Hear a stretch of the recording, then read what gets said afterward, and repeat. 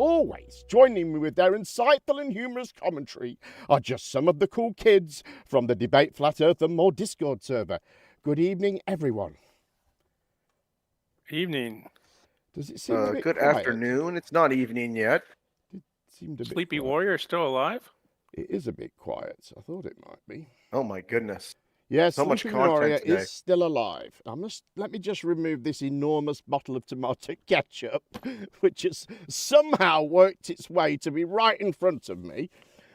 Right, where are we? Oh yes, please, if you want to take part in the show, please feel free to click the link in the description, join the Discord server, pop in the room and make a comment, or better still, do a super chat, or better than that, even more, click the PayPal link in the description and send the money straight to me. I get it right away and Google don't get any. But only, of course, if you're enjoying the show and think I should be rewarded for all my hard work that I did putting it together.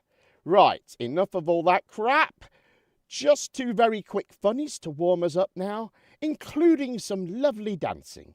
But before that, we answer this important question. What would you do if you won the lottery?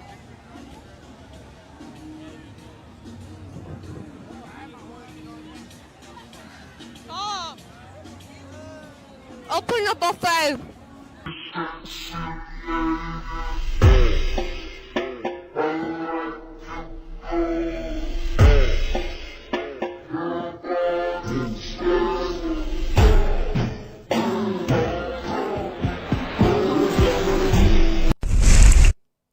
That's all you're getting. You consider that dancing? That looks like them walking on their toes. What the hell is that? It was a beautiful thing, wasn't it? Whoops. Oh my God, I'm pressing all the wrong buttons. Oh, I don't think beauty is what I'd call that. I've seen old ladies dancing like that at weddings. Okay, some sport next, namely racing. There are 9 runners in this race, so please choose a number between 1 and 9 and type it in the chat. The prize is our collective admiration. Anyone going to do that? Andy's gone for 4. Anyone else? Biggest Doggers went for 5. All right, we'll get on with it. They're under starters orders. Here they go.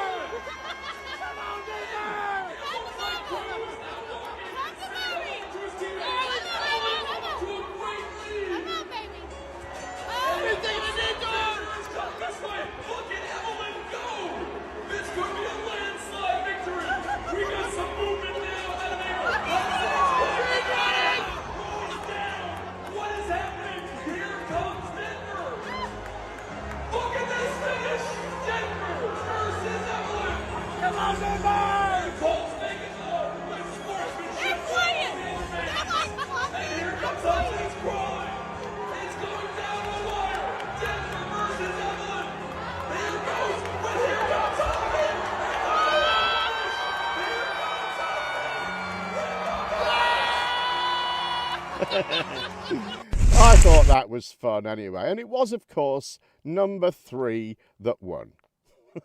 Well done, Fiona James, who came in at the last minute with the correct result. The Savannah Bananas, what a team.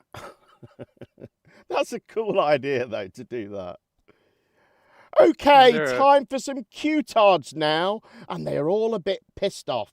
Hundreds of thousands of people being publicly arrested is a big part of the Q meme that so far remains unfulfilled. Anyone else feeling like you kind of lost hope or you're losing hope? We were all waiting for some big break after January. Something big was going to happen. Immediate relief. But the immediate relief never came, and it hasn't came.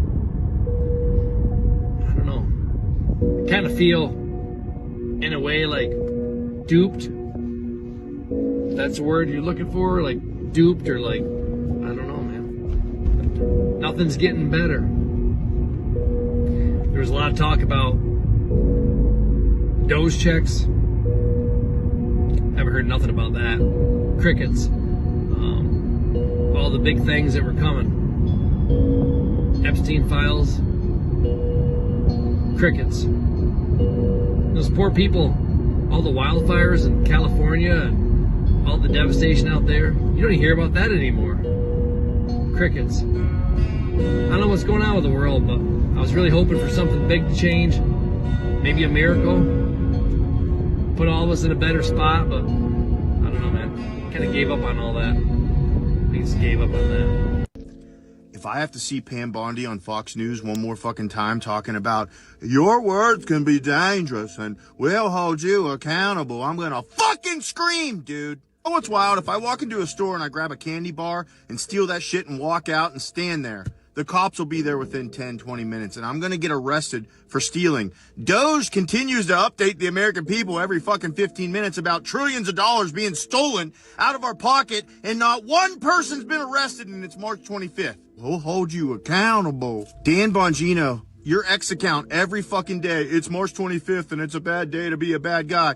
Unless you're Jewish or you visited Epstein Island, though, right? I am tired of no accountability, you motherfuckers. Let's go! I've been so goddamn frustrated this last 2 weeks. I had it in my head where we would have the election, and then there would be this mass awakening, just this overnight mass awakening. D-class, here's all the docs, here's everything you need to know, here's what they're lying to you about. Here, yes, it was all theater, yes, the news was fake, yes, the news was paid for by Israel or AIPAC or USAID or whoever. Yes, they were paid to push the narrative, and yes, that's over now. Here's everything, here's what's going on, we're giving it out to the public, but that's not what happened today. And maybe it's my fault. Maybe it is my fault because I was too optimistic. I am probably the most optimistic person that does this on the fucking planet. So maybe that was my fault. Okay, they are the ones that said from day one, we're gonna arrest people. From day one, this is gonna end. From day one, we're gonna take down the Department of Education. If you hadn't a campaign on that, I wouldn't expected a bunch of shit on day fucking one. I see how that's my fault, and I do not see how I'm not justified in my frustration. It's the same shit. It's the same. We just sent $42 billion more dollars to Israel. Whoop-de-fucking-do. We cut off aid to Ukraine. That should have happened forever ago. I don't even know why we were funding that. But we're still sending billions of dollars to Israel. Did you know that? Better be a fucking play there because I'm about sick of that shit, too. Israel's our ally. Ally for what? What has Israel ever fucking done? They sat here for 4 years and watched us just fucking fumble. Did nothing. You did nothing. We were in a war. You've been in that war for 100 fucking years. You're fucking paying for it on both sides. I'm tired of paying for it on both sides. I'm tired of paying Hamas and terrorists, and I'm fucking tired of paying Israel. I'm tired of paying for both of it. What the hell are we gonna do about our taxes? Are we filing taxes this year? Are we not filing? Or what are we doing? I don't even fucking care. Fuck. She was quite angry, wasn't she? And she had a lot to say. What a pleasant She's woman. right. They promised everything on day one. They haven't delivered any of it. She should be mad. She It voted sounded for like these people somebody to do made it that way. promises. Yeah, somebody made promises that I didn't hear. I mean, I can understand why she's cross. She's been paying for Israel all this time. I mean, it must. I mean, I think actually has to dovetail that into the family budget every month. Flamingo Boots says, ha ha ha. Thank you very much, Flamingo, very much for that super chat. Much appreciated. And if you want to super chat the show, you just click that little $sign by the chat on the YouTube. Or better still, go to the description of the video and click the YouTube link and send it to me direct so Mr. Google doesn't get any. Now, next tonight, things that aren't actually happening in America. Enjoy. Did you guys hear the latest Trump tea? Apparently it's not Washington, D.C. anymore, which I agree made no sense. I always thought District of Columbia, like, I don't know how much it has to do with Columbia, but it just never made sense to me, right? And they're sort of operating like the Vatican, like their own way, apart, sort of operating apart from the other of the United States. So Trump comes out and says it's now Washington, D.A., District of America. then we have Gulf of America. Like, I'm so excited for what's next, like the rebranding of all these things. And I guarantee you it's a calculated thing, because the Gulf of America thing was, oh, we can't drill in the Gulf of Mexico. Very well, I'll change the name to Gulf of America, drill baby drill. So whatever this Washington DA, District of America thing is, I'm excited about it. What are your thoughts? I want to hear where you think this is going. A little bit of information about Michelle Obama. She's been getting $122,000 a month since 2009 from us. Don't believe me? Go look it up. They found it through the GSA. I don't know what the fuck that is, but it says that that's like the checkbook of accounts, payments and receiving accounts. You know, it's the checkbook of America is this GSA. And it was just a routine audit, and they found it, and they said that she's not the only one. They canceled her payments. Michelle Obama, $122,000 a month she's been getting since 2009. And America has oppressed her. Okay, so Elon Musk stated in a recent interview that SSA, y'all listen up, the SSA paid $71.8 billion in improper payments and waste. And also stated, because of this, because of these findings, that people that are receiving Social Security will not get less, that they're going to get a boost, that they're going to actually start receiving more on their Social Security. So all these speculations that were going around that President Donald Trump was taking Social Security, that is so not true, y'all. If anything, it's seeming to me that he's trying to make it a lot better, okay? Now, these two agencies, I have been waiting to be audited. Oh, I cannot wait. So Doge just dropped the next two agencies that they're going to be auditing. One being the IRS, and oh, sweet baby Jesus, I cannot wait to see what they start pulling out of the woodwork from the IRS. Because we all know for the longest time, those are some dirty MFers. Second agency next to the IRS, who I've been saying for the longest time they needed to audit, was the CPS, Children Protective Services. Now those right there, I know they got a lot of freaking stuff to hide, and they've been hiding. And I almost guarantee it, I am almost willing to put money on this. They're going to start finding a lot of stuff that's been children missing.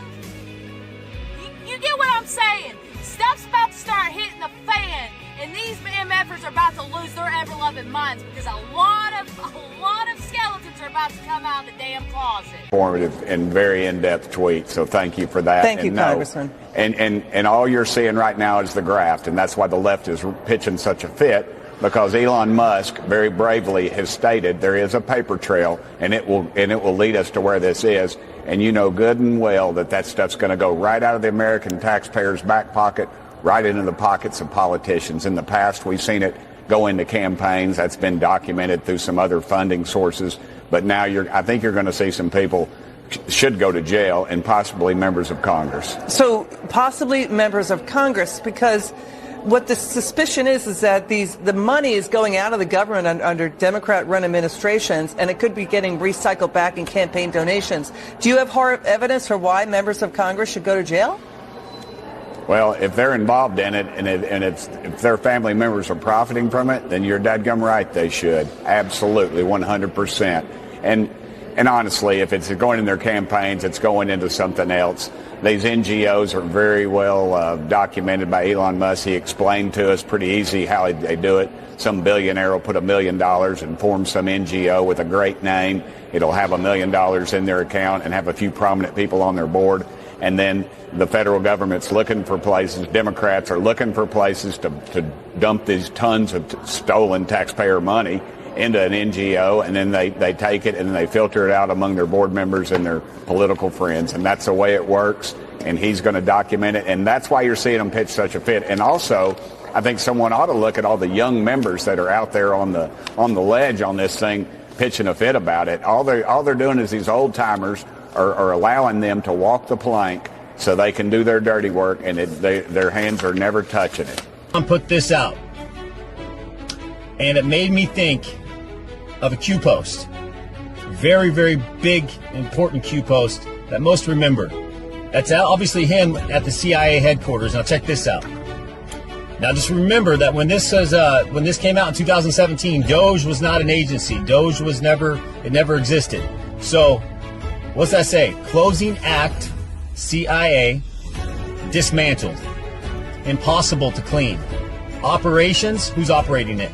No such agency, aka Doge. Holy cow. This could be the end game. Man, buckle up. Buckle up and don't pitch a fit. End game. If you get rid of the CIA, it's the end game. So I don't think any of that is actually happening that we heard there. No, I think it's all made up.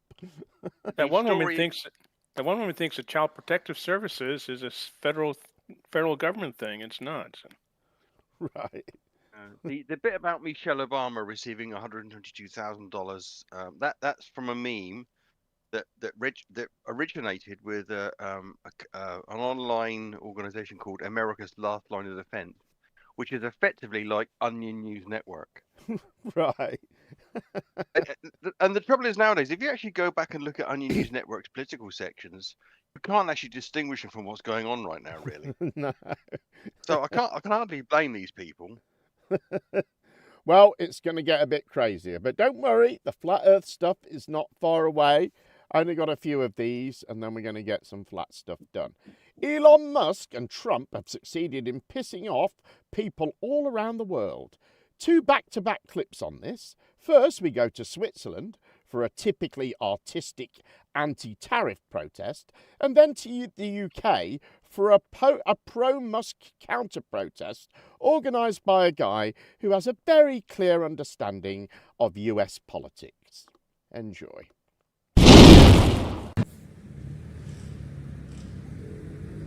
Okay, today, CPR at our Tesla garage in Chester. We've got the far left who are going to be coming here today, who are against Elon Musk auditing Doge. As we're all aware, Doge have been robbing the American public and paying the far left, paying Antifa. Okay, today Liverpool CPR have come over to join CPR Chester. We had the university students coming here today to protest against Tesla, Elon Musk. Elon Musk has been auditing Doge. Doge have been pushing out all the money, robbing the American public. So today we've been here since 10:30 to wait for the protest. There was no protest, but we're going to speak to Will from CPR Chester. Hello Will, how did it go today, mate? Yeah, good mate. Like I said, we caught wind of this a couple of days ago, so we thought we'd do a little flash counter protest against them. Looks like they've not turned up, but we talked to the staff and they were saying the police have been round for a few days, you know, telling them that they're coming down to protest. So I don't know what's happened with them, like. Okay, the staff were great today to give us coffees, teas, let us use the facilities. So if anything happens again, we'll be back again, won't we, Will? Yeah, that's it, yeah, they've got our contact details now, themselves and ours.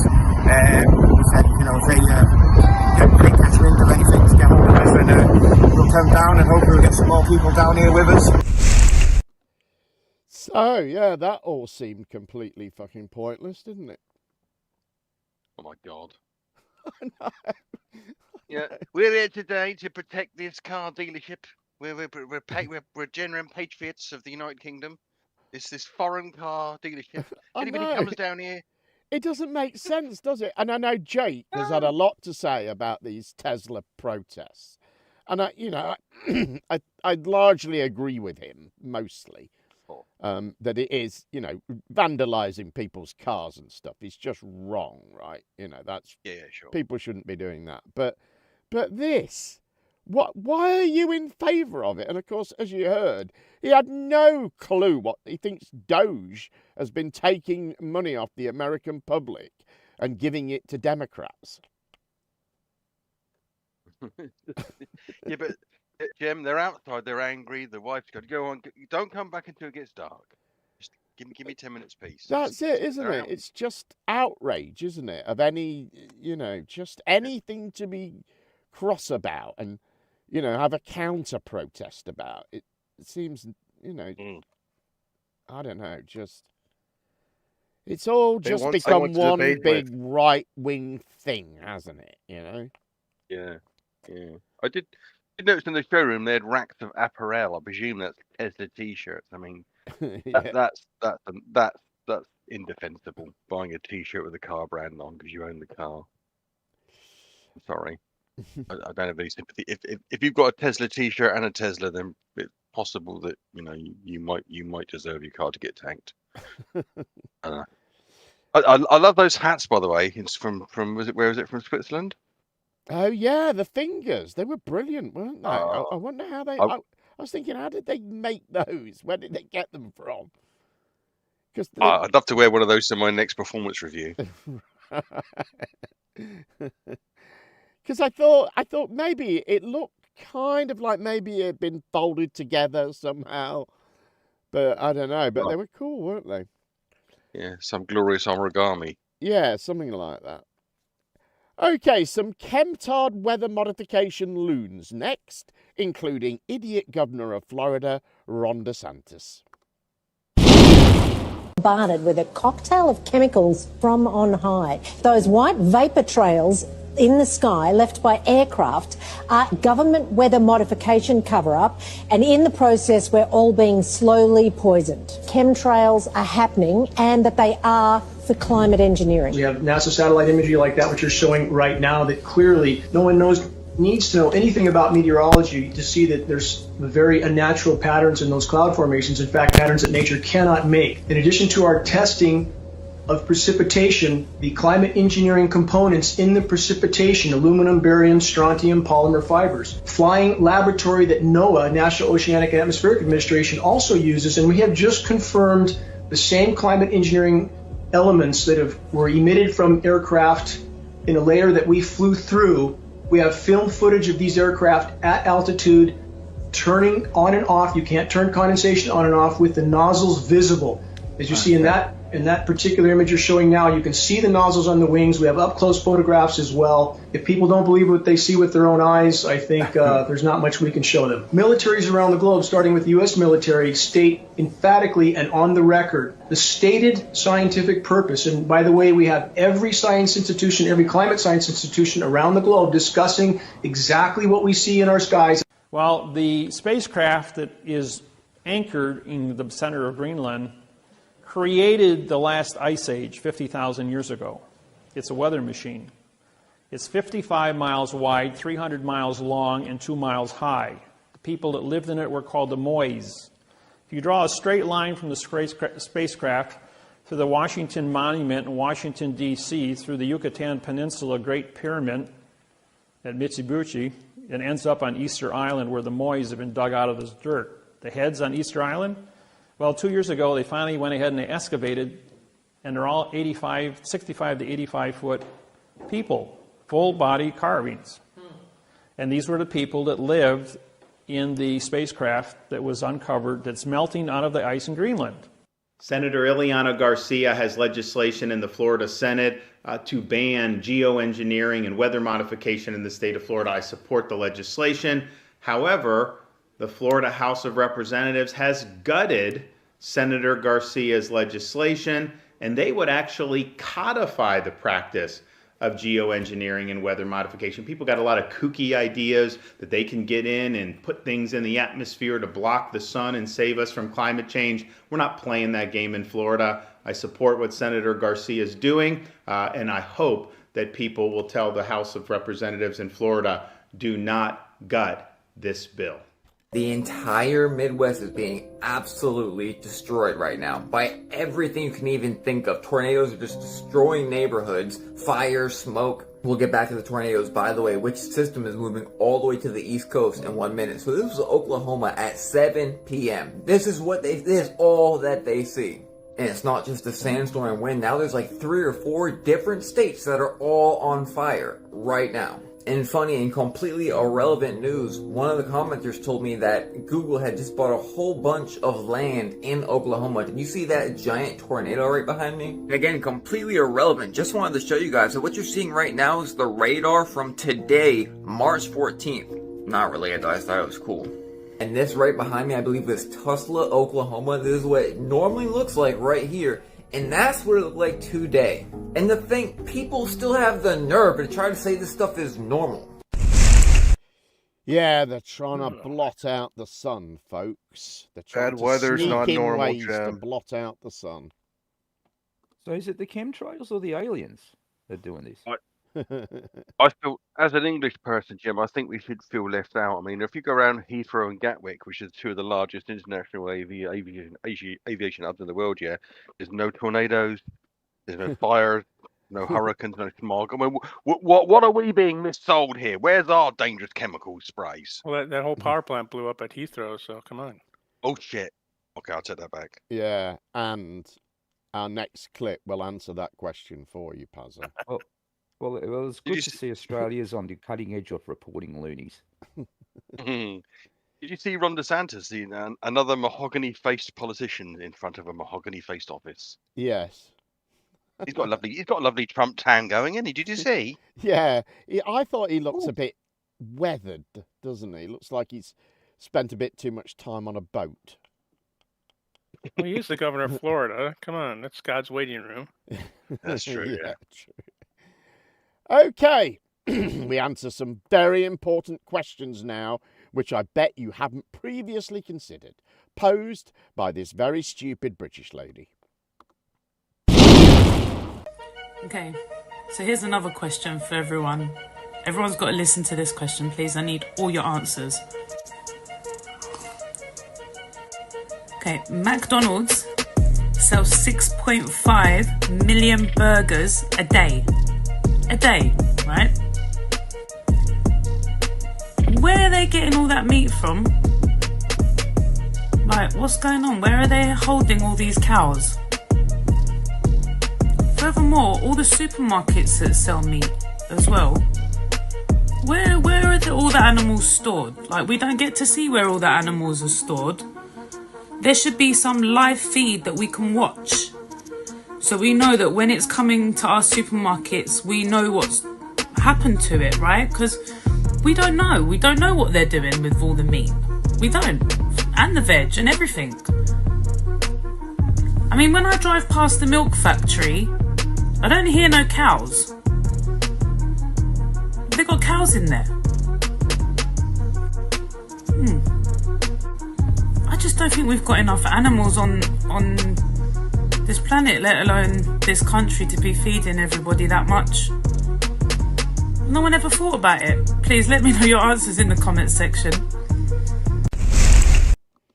There's a woman who's never been outside the M25. I've probably never been outside the North Circular. Where does all the food come from? Burgers, that would equate to 6.5 million cows, right? How does all the food get in the supermarket? How did that? Because I've stood at the front door. There's no food going in the front door of the supermarket. How's it getting in there? It's not growing it in there. She used to get on a plane and go to Kansas and Iowa and places like that where there are like these big food feedlots, and she'll see tons and tons of cows. Well, she was asking for.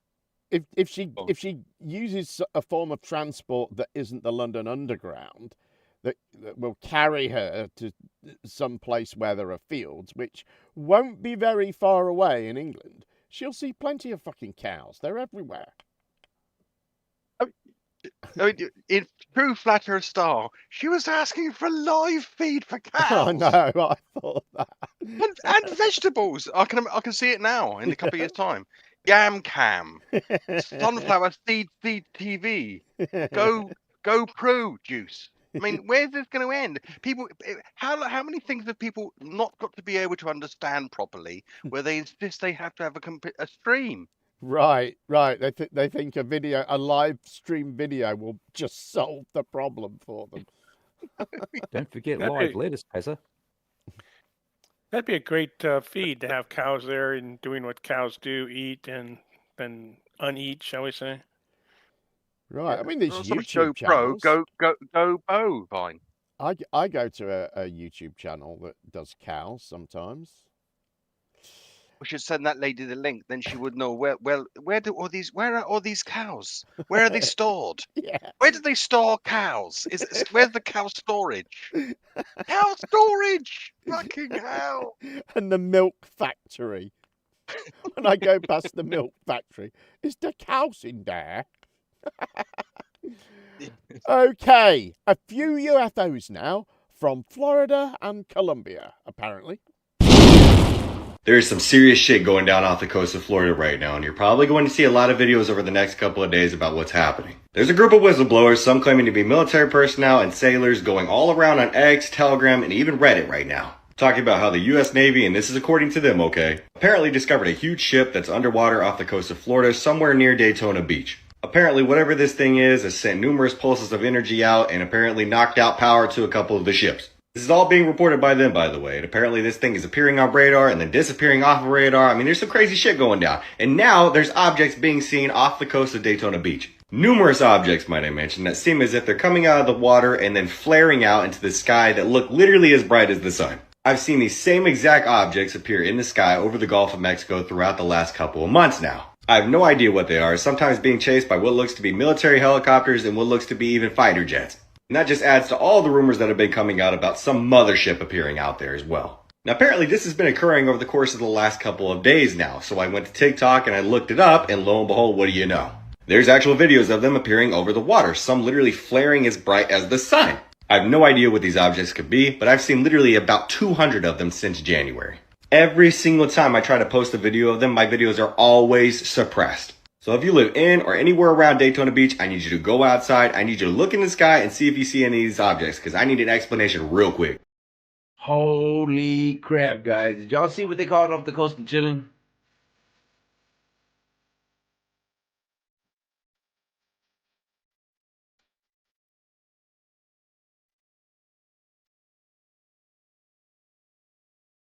And I know there's been rumor of a mothership making itself known.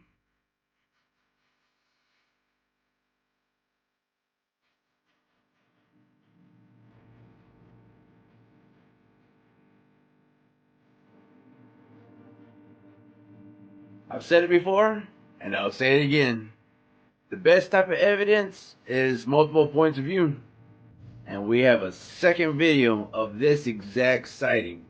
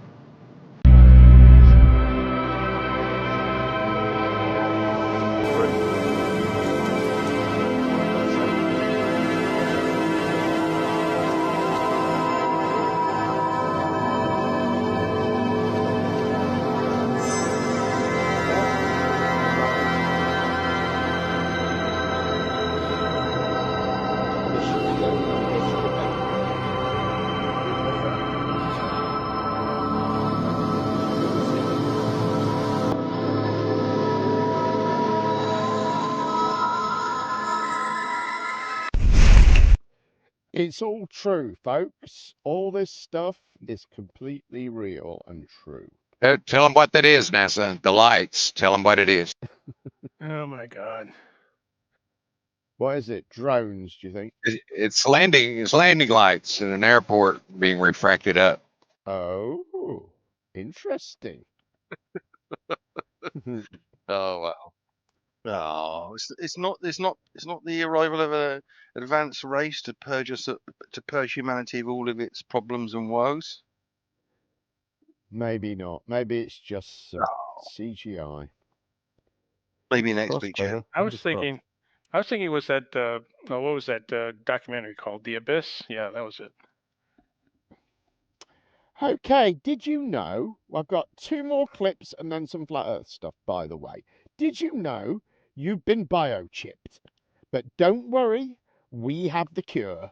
Take a look. 200th the size of a hair, made out of biological material, non-X-rayable. This is not something you're going to swallow, eat, or run in the bloodstream. It is driven off of alkalinity in your body. Now, since 1993 to 94, in the general public, there are 12 million plus biochips in the population right now. According to a Denver police officer, if you know the number of a person, you can track them within 10 feet anywhere in the world. I've known this for a number of years. I have an affidavit from a manufacturer and some other things. Look it up on the satellite the minute it's punched into the iridium system. All your records are being dumped into the iridium right now. And he had gotten in my face and said, I heard you on Art Bell, and you need to explain to people that they need to take these biochips. This is the best thing they can possibly get. Because not only does it track their kids, but it's going to help them think because it's a programmable chip. Because the American people are stupid.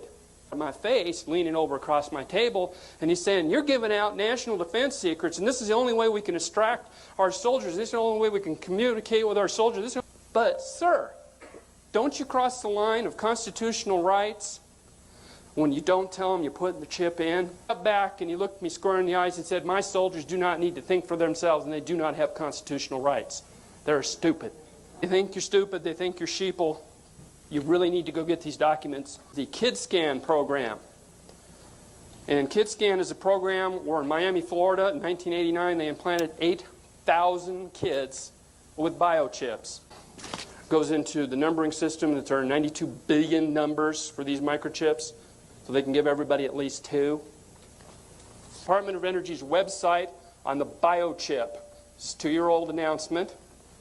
It's www.doe.gov/biochip. HTM.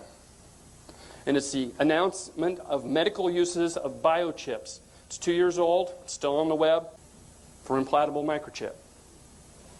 It's on the web. They think you all are so stupid, you're not going to go look on the web.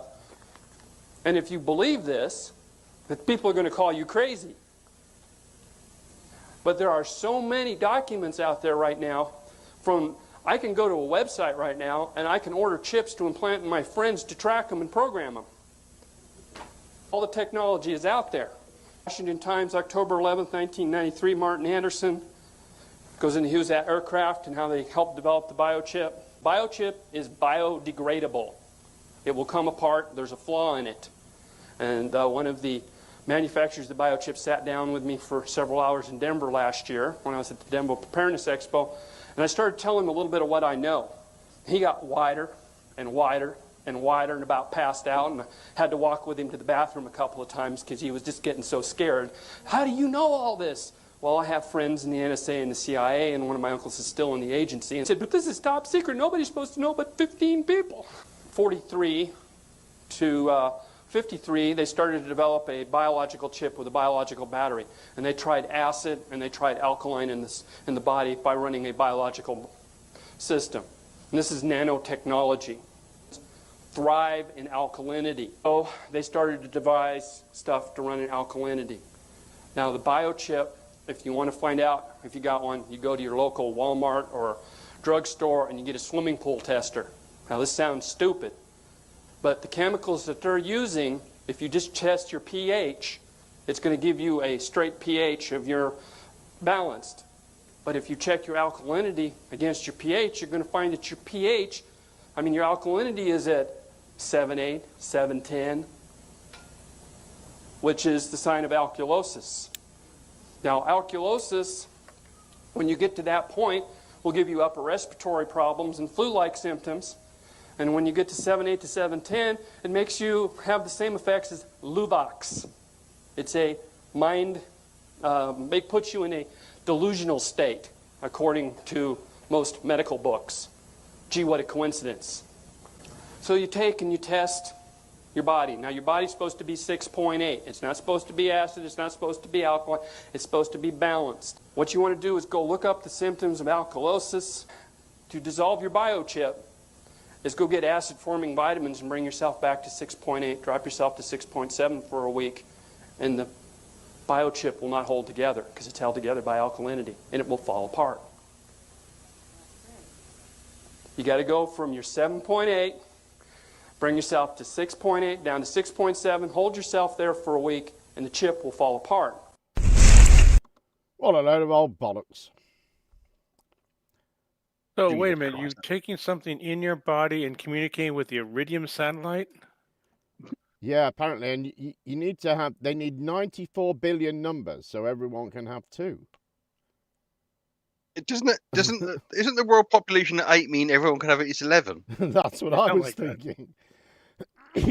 And then the pH of your mouth determines whether this degradable chip that communicates with a satellite in medium Earth orbit. You ever seen the antenna on a Iridium phone? They're huge.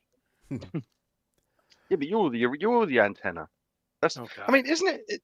I mean, we always get this from someone who's always in an ill-fitting shirt, don't we? These geniuses never seem to dress themselves properly. They're saying, "Oh yeah, the chip makes you ill, respiratory problems." Well, it's not very covert if it's killing people. No, is it? I mean, the blood pH things he was talking about. I mean, he wasn't too far wrong. I mean, you know, as we know, 7 is neutral. 7 point, typically the body's between 7.35 and 7.45. But he was talking about 7.8 and being an alkalosis. If you've got 7.8, you're in serious flipping trouble. You know, it doesn't take much to put it out of kilter, quite honestly. So I don't think it's likely to be at 7.8. Well, Professor Phil Bell says there is a huge difference between pH 7 and pH 10, like 1,000 times. pH is a long scale. Exactly, it's massive. So yeah, so 7.8, I would highly unlikely. I think you would die. I think there is some truth in this biochip thing. I mean, I don't know whether the thing that he was showing was that, but I know there is some system whereby people who aren't able to convey their full medical condition can have a chip that, you know, can be scanned and will provide that information to health workers, you know, ambulance people and things like that. Yeah. So isn't 7.10 when he was talking about? Isn't that 8? He was talking about 7.8 to 7.10. Which is that what you said? I heard 7.8. Yeah, I mean, yeah, that would be bad. But 7.10 would be 8, I think. 8. Yeah, exactly. Yeah, if you got to 8, I think you'll be dead trouble, I think. But I mean you know, go ahead, Bezza, go. I say, you know, he's a dumbass because he started off by saying, "Yeah, these chips, they're 1/200th the size of a hair." What do you mean, thickness or length? yeah. and he said there's 12 million of them. 12 million of them. Well, that's only 3% of your population. They're not doing a pretty good coverage job, are they? And here's the thing, like that would be, if that was true, I mean, it would be a massive scandal, wouldn't it? I mean, it'd be absolutely huge if it was actually proven. So he's just been told by a police officer, supposedly, and they're going to put it up on a website to reveal it all. Right? Okay. Yeah. Sure. Yeah. He said he could just go on. He could just go and buy it off the internet and track his friends. Right. Yeah. Okay. A swimming pool tester. For fuck's sake. Where is he proposing you stick that? Now this sounds stupid. Yeah, that sounds really fucking stupid. But he goes, but I love the way as he's saying these factoids, people in the audience were going, oh, yeah, oh. Yeah, they loved it, didn't they? Yeah, they were soaking it up. Revelation time. Okay, a Sunday roast regular now. Our old friend, Soldier of Christ, has been up to his old tricks. Enjoy. Hi, through the Soldier of Christ right now. We are currently at Bank Station. Most people are dead. on that platform, they're dead. They don't understand what being connected is. They don't understand what spirit means. They've forgotten their way. But you know what? I'm going to tell every single one of them that through the Lord, salvation comes through Christ. Salvation comes through Christ and Christ alone. And the Lord loves every single one of you. Every single one of you, my brothers and sisters. And I love every single one of you. That's right. That's right. A man's talking about the Lord. Because this is a Christian nation. That's what this country's values are based on. Christianity. The Lord. Because the Lord loves you. There's no point looking at me weirdly, my darling. That's what this country is based on. Love. And where does love come from? It comes from the Father. And the Father is the Creator. And I love the Creator because the Creator is in every single one of you. And God bless every single one of you. Right, okay, so basically we're in Angel Police Station. And just want to show you like just how ridiculous this is. We've got like literally like 1, 2, 3, 4, 5, 6, 7, 8, 9, 10, 11, 12. I mean, fucking hell, 13, 14, 15. I mean, you've got like, I don't know, like between 15 to 20 vehicles literally outside Angel Police Station, right? So, no one in the reception. I've just literally laid up my contraption to be able to record me just to do a little performance. I've notified the cameras and clearly no one's they just don't care, or, well, it doesn't matter. What we're going to do is we're going to get this DJ Yamaha. Oh God. DJ Yamaha. What was DJ Yamaha? DJX keyboard. And what we're going to do is we're going to get ourselves in there like this. Shit. And I feel like it's I should just do a little number for Angel Police Station. You know what I mean? On this occasion, I'm actually going to put the shades down. I'm going to put my keyboard here. Remember, guys, the police are public servants. At the end of the day, they work for us. They don't work for the Crown. They work for us. We're the public. They don't work for a paedophilic system, right? Or a Nazi system. They work for the people. Quite simple. I'm a member of the public. So all I'm doing is just doing some really beautiful, godly things, which is just trying to bring to the attention of the imminent threat of terrorism that basically we all face. And then, you know what? Don't worry about all the death and destruction that's happening worldwide just on a daily basis. Let's bring a little bit of, I don't know, a bit of beautiful light to this situation, under this ridiculous, chaotic, demonic world that we're living in. All right? Okay, cool. I'm going to try this song.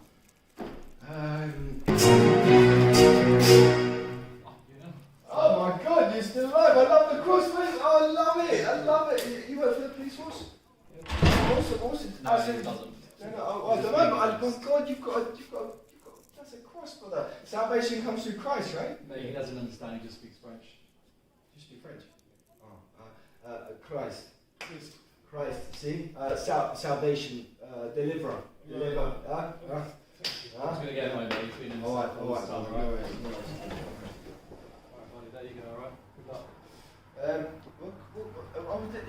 We're literally just recording a few songs. Have you got 10 seconds in your day?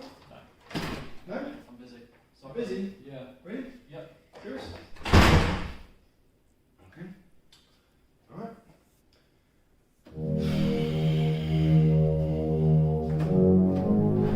Oh, I'm busy too. Smashing out the DGX badass string vibes.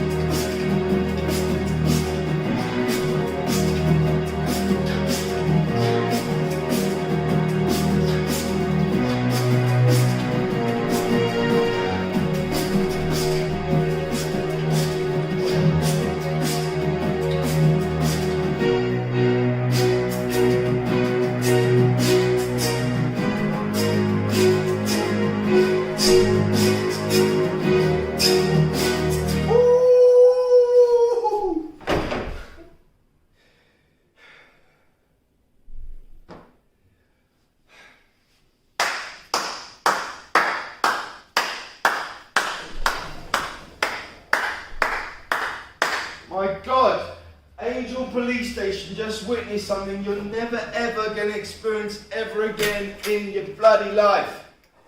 Should be grateful. God. Anyways, maybe that's my ego getting the better of me, but that was like a live performance from Angel Police Station. Maybe I'll bring you another beautiful performance from a different police station, and maybe hopefully there'll be officers that actually want to be assisting,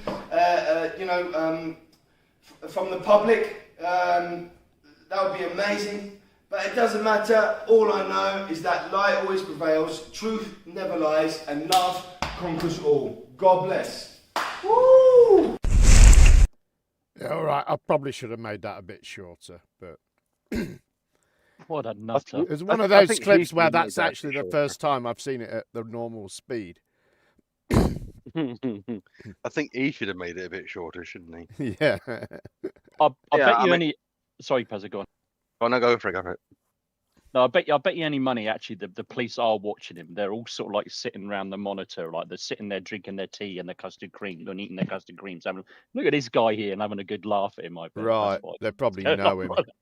Yeah, absolutely. Oh, just let him go. I mean, what can he do? You know, when you're that security area and stuff. You know. Yeah. Look at this. Look, there's 15 police vehicles around the place where the police are before they get in their vehicles. Yeah, it's strange. This is outrageous. I thought that.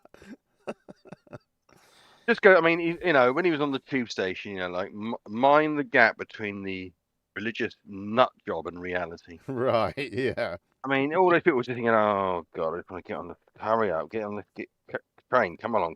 He's going to talk to me." Oh, yeah. I know. And they're like, of course they're ignoring him, because when you go on the tube, there's always a fucking nutter, isn't there? Oh yeah, it's like the same all over the world. There's always some loon on there, Was he actually playing that? Do you think? I mean, I it don't didn't look think like he's so. on But or off. then I thought maybe towards the end, I thought, well, maybe he is. I don't know, but I suspect a fair bit of it was, sampled and pre-recorded. Yeah. I mean, even what that clip does show, Gem, is that even if you have found a deep and meaningful fundamental connection with the creator and the Lord of the universe, you still can be an attention-seeking, annoying cunt. Right, yeah. And So what do you think he was gaining by going into a police station and doing that? Right, just the whole thing. Everything he does is just silly, isn't it? It's just a parade for clicks and views, really. Obviously, the Lord wants him to be silly. He's sort of like your standard IRL streamer with a sort of Christian hook. There's not much between him and Johnny Somali. Oh, Johnny Somali. Yeah. Okay, ChatGPT, render a video entitled "I've got nothing else better to fucking do." Right. Okay, speaking of people who have nothing better to do, another mad Christian next, and another Sunday Roast regular. Joe Hanvey has been modelling again. Here he is to tell us all about the apparent sun. You want to use TFE as something as a big club to try to take a swing at flat Earth? It's not going to go the way you think it is, because the audience, look, I've hung out with a lot of them over the last 10 years. They're not going to get it. I can't come up with an easy way to explain the sun in any capacity. I've tried interview after interview after interview. It doesn't track. It doesn't resonate. But by all means, please try. So it's kind of just it plants the seed in people's mind to be, oh, okay, well, I do see the sun move above us. Are we really spinning? Because I think that's just such a huge part of what this means to be questioning things. And Jaron, nothing but love for you still. So, I think it was cool that he got mentioned, and it would be great if he got to go on Joe Rogan and talk about it. I don't see why not, because the more people that start to investigate this, the more we can get to the bottom of how this place really works. So there's nothing to fear. Yeah. No, I got you. It's just the same. I hear you. It's just a little frustrating that's what it's going to take after all these years. That's what it's going to be our front person. Well, we don't know what's going to happen. No, we don't. Although I got to tell you, Now, beforehand, until Chris showed up in that show and said what he said, I'd be like, Joe Rogan, we've tried to solicit Joe Rogan in multiple forms over the years. Now it's like all bets are off the table. I think a better way to kind of explain the apparent sun is we all see an individual apparent sun. Where that source comes from, we don't know for sure. I don't think we ever, I think one of the problems Jaron has is in his mind, there has to be a point where the physical sun and the apparent sun meet and then split. And that's one of his hangups with that can't work, or we would see that. I don't think we're thinking about scale when we think of it like that, because when I do it in the model, the physical sun is not even visible when you're watching that anti-arc 24-hour sun. And I can probably screen share and show it while we're talking. Yeah, so now I'm moving the source around Capricorn, obviously. And right here, what you're seeing is it's going to go west, and then back south, then back east, then back north, west, south, east, north. North is when it's highest in the sky. South is when it's lowest in the sky. And obviously you can see east and west. So that would be in Antarctica, looking up at the sky, the superfluid ceiling that's above us. And you would see the sun be higher when it's directly at solar noon for you. And you would see it lower when it's at solar midnight, really, because the sun never sets. So that's it in the model. Yeah, so just like I was talking about with two suns, you can pause it. And you can see two suns in the back. And this is just like a TikTok video I made. And then here, this is the demonstration I did, assuming that the sun is a projected focal point into a medium. And I mimicked like a cloud layer and a haze layer, and it produced a second sun. You can see how it's got two suns in the background. So that's a real picture that I've taken and attached to a picture of a live demonstration I did that was really designed just to show how the sun can appear to be in the clouds. And I just kind of stumbled across this double sun phenomenon while doing it. So there's a haze layer. The Atmos layers out in horizontal layers. And in that haze layer or cloud layer, when the sun is being projected into it, it can create like a double of itself. And that's how that's one way you can get that double sun effect. One thing about flat Earth is what I'm starting to tell people from the beginning, our model's better. We have a container. Water needs a container. Gas pressure needs a container. Light needs a container, a medium, and a charge. For light, we have the container in the firmament and the Earth itself. The firmament meeting the Earth contains the Atmos, giving us the gas pressure, containing the water. And then the fact that we have noble gases and stuff that rise up into the top of that enclosure, we can have what's called superfluids because of the really cold temperatures up there. And then those superfluids create the medium for light to exist inside of a container. And then you hit that medium with a focal point of light that's caused by the Earth's energy refracting off of the dome back into those superfluids. And you have the perfect situation for light to exist. So we have less special pleading right off the start with our model just because we have a container. And I think that's one of the strongest arguments, period. Water needs a container. Gas needs a container. You were saying earlier, Mark, about repetition. And we've got to be repetitive about that because that's eventually that breaks through. People start realizing, okay, I can't just keep saying water sticks to a wobbly, tilted, spinning, corkscrewing space pair without any real way of demonstrating that or making it happen. Another thing with flat Earth is in a physical model, I will out demonstrate the globe all day, every day. And they can't do a physical demonstration because they can't get their globe to suspend in midair spin on a tilt, wobble, and corkscrew, all while holding water to its surface. So they're dead in the water. They can only do animations and cartoons and CGI pictures of that happening. They cannot produce a physical model where you can physically see the phenomenon happening. Whereas with the biblical cosmological model, I can mimic the celestial objects and their movements quite well and give quite a bit of detail. Not only that, we can mimic ocean currents, we can mimic tides, we can mimic the lunar eclipse, we can mimic lunar phases, we can mimic the solar eclipse. I'm working on mimicking clouds and actual atmospheric movement while also doing the ocean currents. I want to try to do both at the same time.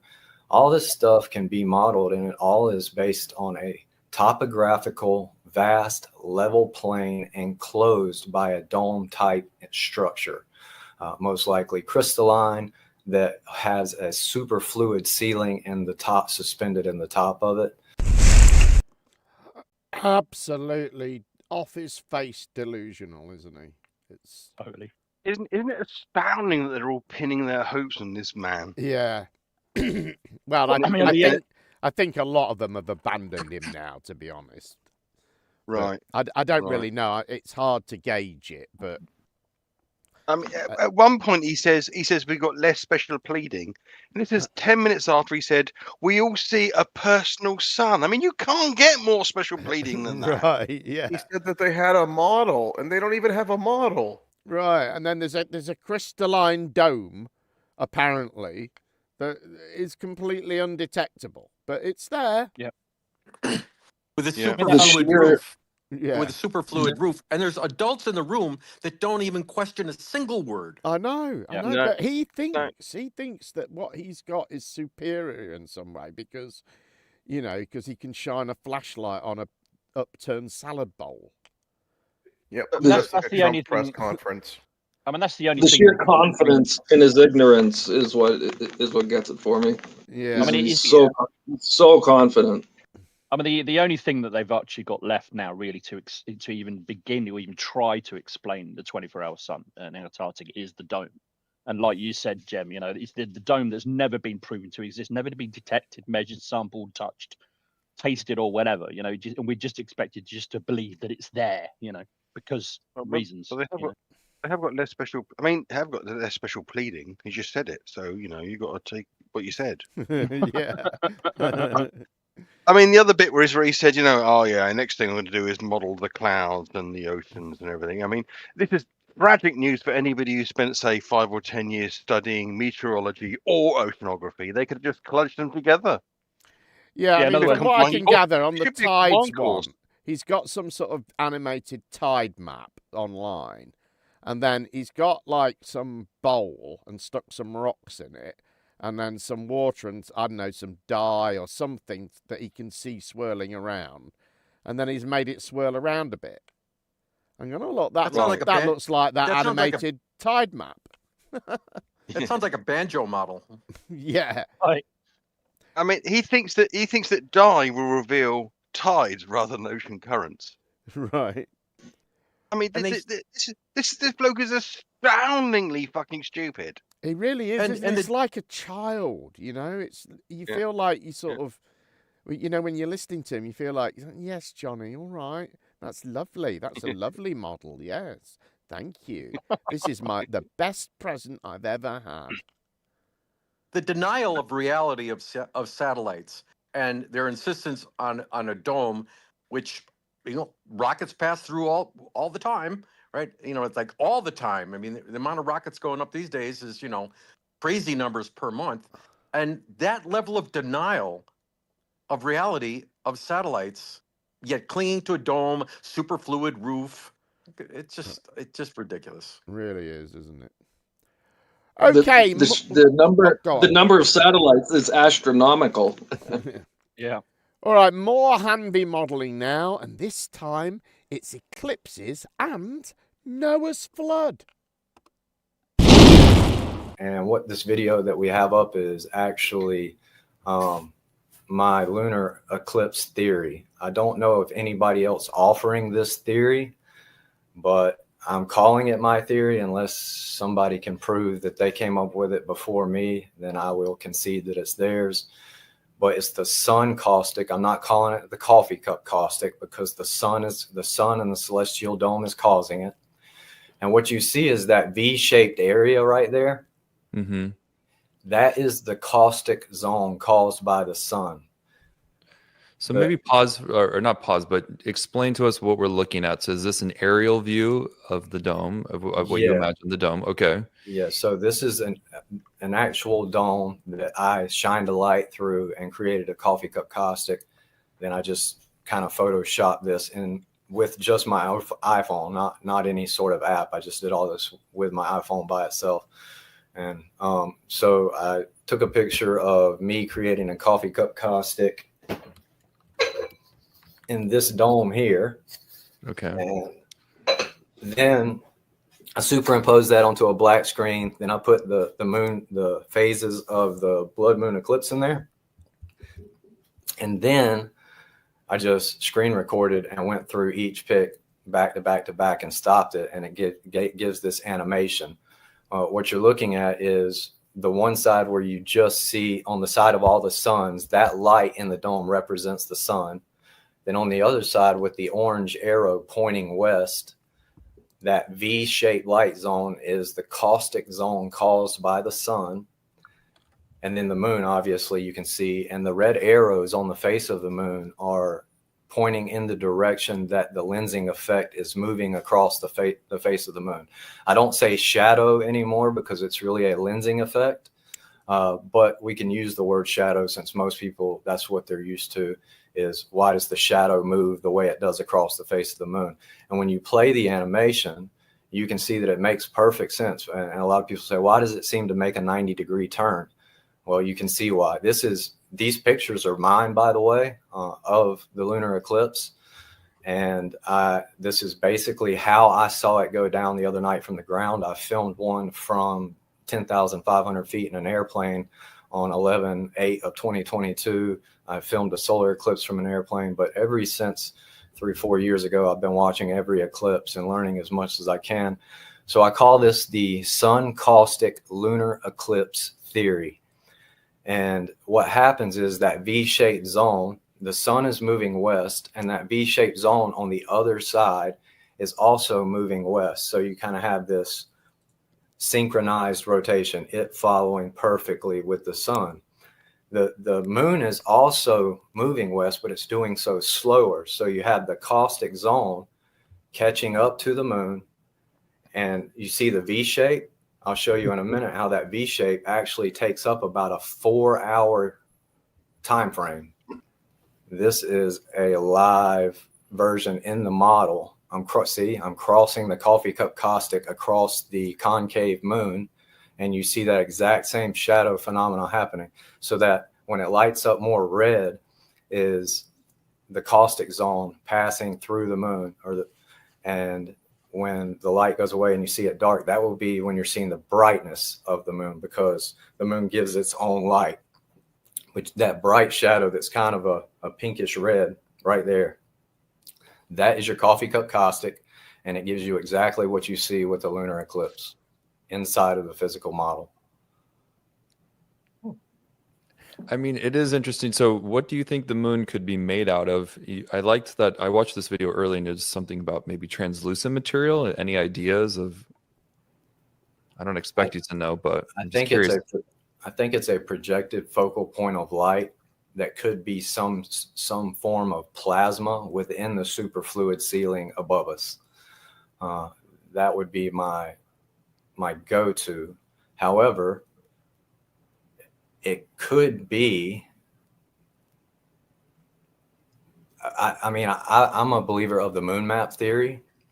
So I think the moon is showing us the surface of Earth. And the principle behind that is very much like when I was talking about what the sun is. It's the Earth's energy going up, being collimated to a refraction point in the dome, and then split into positive and negative. And one is your moon, and one is your sun. The sun is that would explain the heat and the cold. Yeah, the sun is the burning hot plasma. The moon is the cold plasma that has less intensity of light.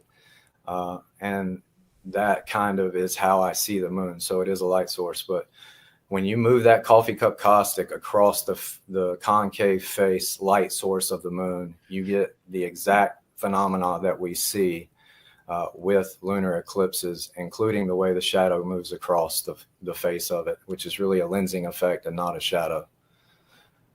So kind of my goal is to model as many of, because I mean, how many years have we heard, how do eclipses work? How do eclipses work? Mm-hmm. Well, here you go. We have a viable theory that can be demonstrated physically in a model and explained scientifically based on things we already know. So this is day and night. You see the moon in the night with the stars. You see the sun in the day side. That's inside looking up. I'm going to go down. You see the ground day and night. Back up. You see the stars and the moon and the sun. So go ahead and skip to the next one. And I'm going to show moon phases live. This is inside the model, creating moon phases with no physical objects inside of the model at all. I am projecting all of that in and causing it based on moving another light source in relation to it. And you can see that's just a homemade projection, actually. And it's based on the assumptions of the moon map theory to which I'm creating that moon. And then as I move the sun in relation, you can see the moon phases working just fine. Now you can pull up this next one. This is Noah's flood happening. Same model. Now I'm planning on doing this with the larger model, the ocean currents, Noah's flood, tides, all that at some point. But you see when he opens the windows of heaven, the fountains of the deep come forth, and the water from above comes down. So the rains from above and the water from the fountains of the deep come up, flood the entire realm. He closes the windows back off and the water subsides. So we can demonstrate Noah's flood. And I can go on and on about the different things we can demonstrate in a physical model. Yeah, I can demonstrate a unicorn. I mean, I don't think he's never actually looked at the moon. And how desperate is Sargent? I know they pretty don't care, do they? They just don't care. As They- long as they there's do not give a shit. somebody telling them what's what, that's all they need, isn't it? Yeah, any old shit will do now, isn't it? Right. I mean, you played 2 clips. How many times do you say projected focal point of light? Right. Well, Right. I mean, Nobody it's just gives a flying fuck blabber, isn't anymore. it? What he's coming out with. Oh yeah, The I mean, caustic he said zone. the caustic zone. Yeah. he said I'm, I mean, he said at I'm one point you causing just- the phases of the moon by moving a light in relation to it. Right. Yeah, but No, the it's moon's its like, own. yeah, moving. that's what the phases of the moon is. And he's on the far side, and he's on the far side of looks like about a some sort of transparent frisbee or something. It's like yeah, we see that. Have another mean, go. it'll be a What big- will happen when the moon's its own light? How does another light influence the moon's light? If it's, I don't know. I mean, if you look at Oh yeah, true. That's a yes, that's a contradiction, because they say the moon's its own light, and that causes its phases, but now this light in relation to it causes its phases. Yeah, exactly. But if you look at those phases as well, I mean, it's not what we observe. I mean, there's no real terminator line, is there? I mean, the terminator line when we see the phase is very distinct. But if you looked at that one, it's completely phased and all the rest of it. It's not what we observe at all, is it? No. How do we get to, the question is though, how do we get from a point where a nation puts a man on the moon, who one of its citizens saying that defining the sun as Earth energy going up, culminating in the dome, and responding with 2 star slides, 1 hot, 1 cold. Right? Yeah. It is unbelievable. What have we been? This is the internet is an absolute scourge. It is. This is just saying we all see different suns is just this is perfect ridiculous. Pete Shea, though, isn't it?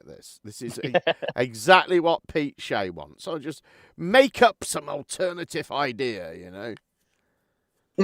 Show it on a salad bowl, and it's true. And is Noah's flood model? Well, there's no arguing with that. Oh no, well the windows of heaven have been modelled, so you know. Yeah, I like the little air compressor pumping air into the thing too, right? Right. And he has like 8 or 9 different things to create all these different, visual, aspects. But what happened to the Occam's razor?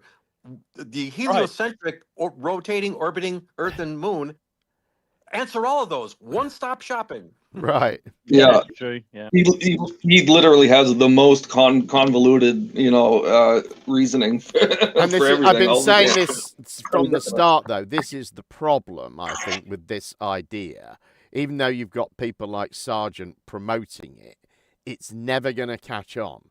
Because what flat earthers wanted, what they've always enjoyed from the start, is simple explanations for things. That's how all conspiracy theories work.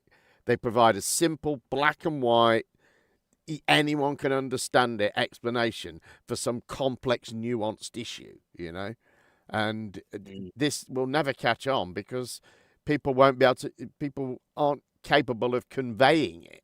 Just saying, oh, well, the moon, it's small and local and it orbits above us is anyone can say that, right? But all of this crap with all of these caustic zones and all of this, nobody's going to be able to convey that. And Sargent always says this. He says, people don't get into flat earth because of the sun. I can't explain the sun to anyone, and that's the actual sun, not this convoluted crap, Can we just Sorry, Pazza, go ahead.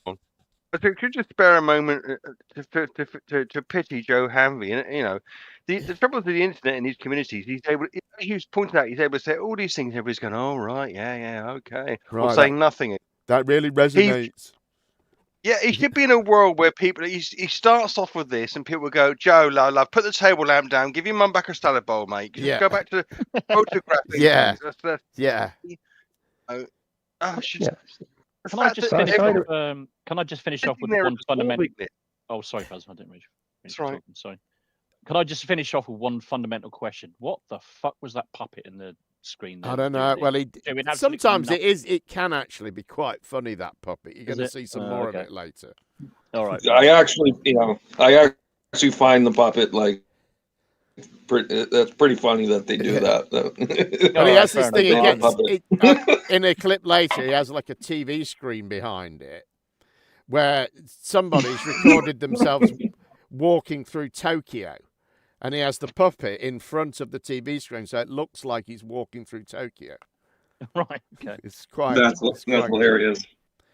Okay, now the big news in Flat Earth this week is cease and desist. Yes, top flatty liars Mark Sargent, David Weiss and Marty Leeds were served with a cease and desist notice from lawyers representing Patty Steere and Robbie Davidson. Lots of clips to come to tell this story, but before we get to that, here is a quick reminder of just a little of the bullshit that Sargent has been saying. How do you flip all of a sudden? Well, I'll tell you. You take the pieces of silver, like Judas, and you say whatever they tell you to say. That's all that really is. You can't flip back. My opinion, do I think he was compromised? Yes, I do. I do. 100%. Put in a certificate you can frame. I'd be willing to bet folding money on it. Since Will Duffy, I suspect that you're offering cash for burning down your channels, for sinking your own ship. Anyone, I want to know what the going rate is. I want somebody to see if they can find out for me behind the scenes. The next year in Denver, of course, one of the worst ones, the one I walked out on, Robbie Davidson accepted thousands of dollars from Logan Paul, one of the worst internet trolls that there is, to look the other way while he pranked the conference. It's absolute fact, not even a question that he did this. And I was one of the only people that did internet research at that level, going down, because that's way below me in terms of age groups, but I knew who the kid was. And so I walked out of the conference because they said, oh, yeah, by the way, he's going on stage in front of you. It's like, yeah, the hell he is. So I left. And in 2018, he repeated the same. I'm sorry, in 2019, he repeated the same thing in Dallas, where he let the Jimmy Kimmel team in with full knowledge what they were going to do. They were going to prank us. and they stayed until my set, and they finished, you know, and they did like an 8-minute skit on late night television with Jimmy Kimmel. Right. So you needed to see a little bit of that, or just have a reminder, because it will be referred to repeatedly. Yeah, he's the only one that knew that they were being bribed to Broken Paul to go into the conference. He was the only one that knew. Right. The only one. He discovered it. Yeah, he did the research. Yeah, deep research on the internet. Okay, what is this legal action all about? Here is Lowry from Tinfoil Sombrero guesting on newbie Flat Earth live streamers Ironwork 92,000's show to tell us more. Now that we understand kind of how the game is played, how the intelligence game is played, or how the subversion game is played within a community of people that talk to each other about a common topic, you know, Flat Earth is not a cult. It is nothing like that at all. If anything, most of us abhor the idea of a cult altogether. It brainwashes you into thinking for yourself. And I will say that to the end of time, and that they're swerving all of these different narratives and different, I saw one guy that was changed his name, and now he's got a complete YouTube video or YouTube channel that says Flat Earth is a cult, which we've been saying for years. It is the opposite of a cult. It's like the polar opposite of a cult. We don't like anybody. We're leaderless. We like being on our own, and we're safe on our own, doing our own observations of the world that we live in. And a cult is quite opposite of that. And they're using that narrative. It's so obvious, and it's so easy to see what the strategy is for whoever these people are that are trying to get at us. We're starting to see it in real time. It's a constitutional issue. It's an issue with free speech. It's an issue with some straight up bullshit going on with whoever the Three Stooges and, you know, the Duffy crowd and that sort of thing. They're adding fuel to the fire that is impossible to not see. You're just like, you got to be kidding me. The topic of the matter is that I know the video that was first sent out by one of the people that got a cease and desist letter. I watched it with a clear eye, and everything that was in that video was public record, and it actually happened. It was there. There was no defamation in any of that other than what's public record.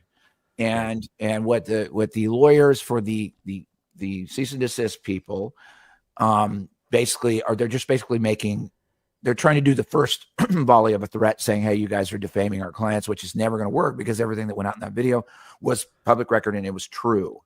Everything else was speculation, and could someone be affected by SEC violations? It was speculation. It was set up very up front in the video, the person that made the video. I mean, you know, it was right there for everyone to see. So, you know, now we're getting into what's going to be the talk really is what are we allowed to talk about anymore? Like, you know, if you talk to somebody back in like the early 2000s, if someone said, hey, somebody thinks the earth is flat, they would have laughed. They'd be like, I don't know, if they think the earth is flat, that's great. I don't need to like, now it's a full on assault on this community, full on assault. Cease and desist. Okay. Dear Mr. Sargent, the undersigned is legal counsel to Paul Lindbergh, Robbie Davidson, Patricia Steere, that would be Paul on the plane. The purpose of this letter is to officially demand that you immediately cease and desist from making any further false, defamatory, or misleading statements about my clients that have caused significant harm to their reputation and professional standing, and that you issue a public retraction on the same forums where the defamatory statements were made. To be clear, you have made numerous false, defamatory, and misleading statements about all of my clients, including but not limited to. So, alleging that my clients committed SEC violations related to Axion. That was a speculation that lined up with the behavior of certain people that were involved with that. The maker of the video asked the question, hey, would it be possible that someone could be compromised if they were in trouble with the SEC for Axion? There was nothing else that happened there. Asserting that they lost large sums of money on Axion and were desperate for funds, stating that they were pressured by authorities into renouncing flat earth beliefs in exchange for protection from legal consequences relating to the SEC. First of all, if you would have read that sentence to somebody in 2009, they would have laughed their fucking ass off and been like, what in the fuck is this lawyer talking about? What'd the flat earth do to you? Nothing. It's so dumb. It's stupid. All right, here we go. With respect to Patricia Steere, maintaining that she received a car in exchange for turning away from being an active member of the flat earth community. Basically what happened there was like, it was bad timing. It was kind of a bad look for her. She actually posted a brand new car right at the point in time where she flipped from flat earth. Whoa. Kind of weird, but it's kind of weird. I don't know that that's I don't know what that is, but it was weird. So, contending Robbie Davidson accepted thousands of dollars in order to allow Logan Paul, Jake Bird of Jimmy Kimmel Live to attend separate flat earth conferences. Again, the flat earth thing comes up again, for the sole purpose of making hit pieces against flat earth. I don't know what the money exchange was, but I remember every single time that Robbie Davidson let people in there that he knew was going to do detriment to what they were actually getting up to at that conference. That's what I know. What? That's it. All right. So that they don't want anybody talking about any of this stuff anymore, even though we've got, I was at least watching it live. The ones with Robbie Davidson where he let people in knowingly and sold them tickets.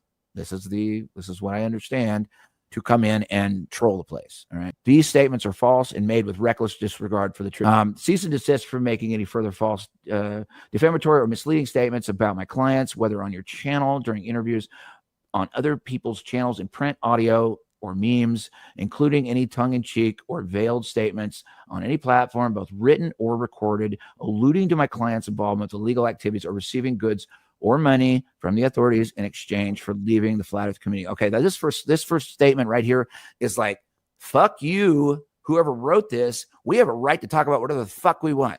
All right, moving on. Mm-hmm. Remove all online content, transcripts, written posts, and recordings of the false, defamatory, or misleading statements from all platforms where they have been posted or shared. That's bullshit too, because frankly, nobody got hurt in this. They may have got butt hurt because they decided to sell out the flat earth community for money or whatever the hell happened. Either way, that's what happened. It's public record and we can all see it. Issue a public retraction on the same forums where the false, defamatory, or misleading statements were made, and acknowledge that the statements were made about my clients are false. In addition, my clients require that you leave the public retraction posted on the forums. That one to me is the one that just blows my mind. I mean, that's the most just like, are you serious? Wow. Like, I have a mouth and I say words, I talk about things because I see stuff that's true and I want to talk about it. And if it turns out to be false, great. None of these people lost, like they didn't lose their lives, they didn't lose their house, they didn't do anything. They got butt hurt, and then they got a lawyer to come in here and talk about flat earth through this whole damn cease and desist. Okay, so let's move on. Anyway, therefore, if you fail to comply with this demand within 7 days of receiving this letter, my clients will have no choice but to consider all available legal remedies, including but not limited to filing a defamation lawsuit seeking damages for reputational and financial harm, including a potential claim for punitive damages due to the intentional, wanton, false, and reckless nature of your statements, and seeking a court order compelling the removal of all false, defamatory, or misleading statements. This letter is only written notice that you will receive to seek an amicable resolution on this matter. Thank you in advance for your cooperation. If you have any questions, please do not hesitate to contact me. So that was all for all the listeners. Sorry you guys had to watch me read that whole thing through. Anyway, this is a giant steaming pile of horse shit to me. That's just my opinion. And everyone's welcome to go out and do the research and look into the Axiom stuff and everything on their own. We already presented that stuff 2 weeks ago. If you want to look, dig deeper and find out, all that stuff was public record, including Duffy's stuff. It's on the SEC website. It's in the video. It's public record. All right. So this got swum over into Patricia Steere, got swum over into Alan and Paul and Robbie. And so now the Unified Front is coming back, and it's become lawfare at some level. So there you go. That's happening now. But here's the thing about it is, what's really weird is, like, these guys aren't very good chess players. Whoever's telling them what to do, if there's somebody telling them what to do, it's just adding more fuel to the fire. It's adding, like, the more this gets twisted up, the more we can see clearly what the hell's going on. You know, if they were smart, everyone would just disappear. The three of them would disappear and their lawyers would disappear and never show up again. It would probably buy the heliocentric model another 3 years of life. But now it's like, it's less than that now. You know, it's like, this is so obvious what you guys are doing. Yeah. It's clear. Yes, the heliocentric model has less than 3 years of life. Oh my God! He not only doesn't take it seriously, he continues to defame her, saying that these accusations are true. And I've got a question for Patricia Steere. What has Flat Earth ever done for you? Oh no, that's true, isn't it? That is true. What gets me as well is that you know these guys are saying that Robbie supposedly paid all this money to Logan Paul to come do this at the Flat Earth convention. That was 2019, wasn't it? I think. So you know they're revealing it now, 6 years later. Right. But now they know the truth of this sort of bullshit. Now he's you know, he's left Flat Earth and all the rest of it. So they're revealing all this stuff. Why now? You know, why not like years ago? Because I mean, like, you know what they're all like. They all fight amongst themselves anyway. They're always telling each other they're scam artists and all the rest of it anyway. So why now? Like, honestly, it's they're just... evil, aren't they? They really are. Yeah, evil. exactly. This is the problem, isn't it? With this is the community of fully grown fucking men pretending that the all-powerful Illuminati who can burn Hawaii with lasers and harvest babies for blood. Okay, right. The only way they can deal with Flat Earthers is by buying them a car. Yeah. The idea And these are that the things. And these are the things that Jaron has like turned around and looked back on and go like, "Holy shit! How could I be that stupid?" Yeah, exactly. And that's the other one, the Patricia Steere thing with the car. I mean, no, sure, yeah, she's going to be offered a car, given a car to turn a Flat Earth, and then post it on the internet. Right. Right. Yeah. Sure. No sense. Yeah. I just don't see how they can't just accept a coincidence, and it's not even that huge of a coincidence. Like somebody got a car, people get new cars all the time. You know That's what I mean? right, It's yeah. just Yeah. there's no coincidences. Right. You know what I mean? Yeah, there is Absolutely a not. coincidence. There is a coincidence. Lisbeth had a car accident just before and couldn't make one of the shows, and that was a way to get her off the show by McToon.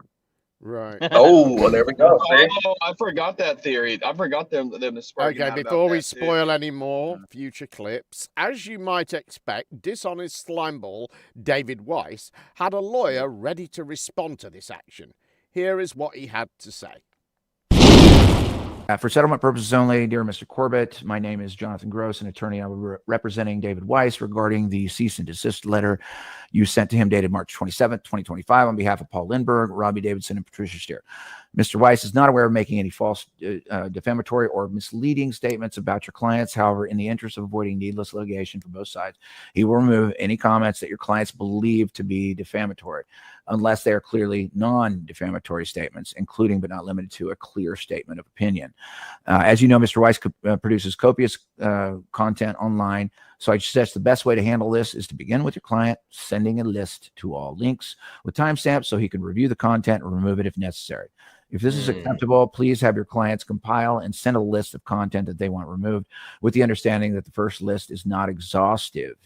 Hopefully, we can work together and resolve this swiftly, smoothly, and with the finality in the best interest of all parties. Should you have any questions, blah, blah, blah, feel free to reach me out, that sort of thing. So basically what the real question that happens here is what we have is like, this is a question of just free speech.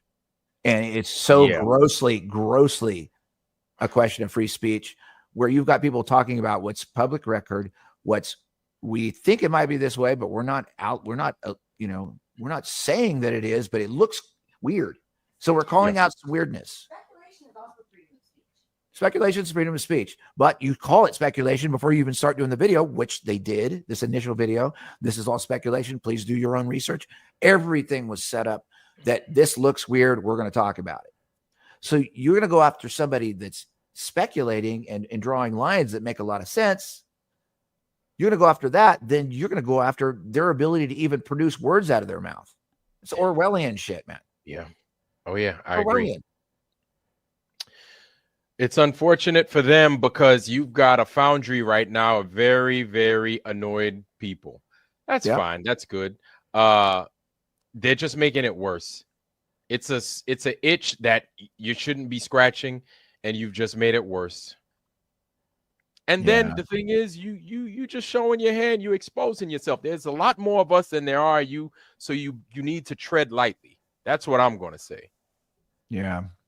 You know, and I'll tell you what, like, you know, after this winter and as much bullshit that went down, like so much chicanery and fuckery, like it actually really did. It was a trial by fire for a lot of us. We fought through it. You know, we fought through a lot of crap, and we're still here. We're still here talking about the same subjects. We're still solidly spiritually anchored, and now we just have to fight the flak. You know, you're like those bombers going over Germany in World War II. You got to fight the flak. The flak is coming now, and this is flak. This cease and desist is flak. It's a lot of heat. You know, if Jaron actually goes on Joe Rogan, I mean, the flat Earth community will rip that thing, that whole interview apart, and it will be the laughing stock of the internet. And He's desperate. I look, whoever gets involved in this gauntlet of trying to come after flat Earth, I don't envy them, because the hive mind that is in our community is the most intelligent hive mind I've ever seen. They will shred it from top to bottom, and no one will have any credibility.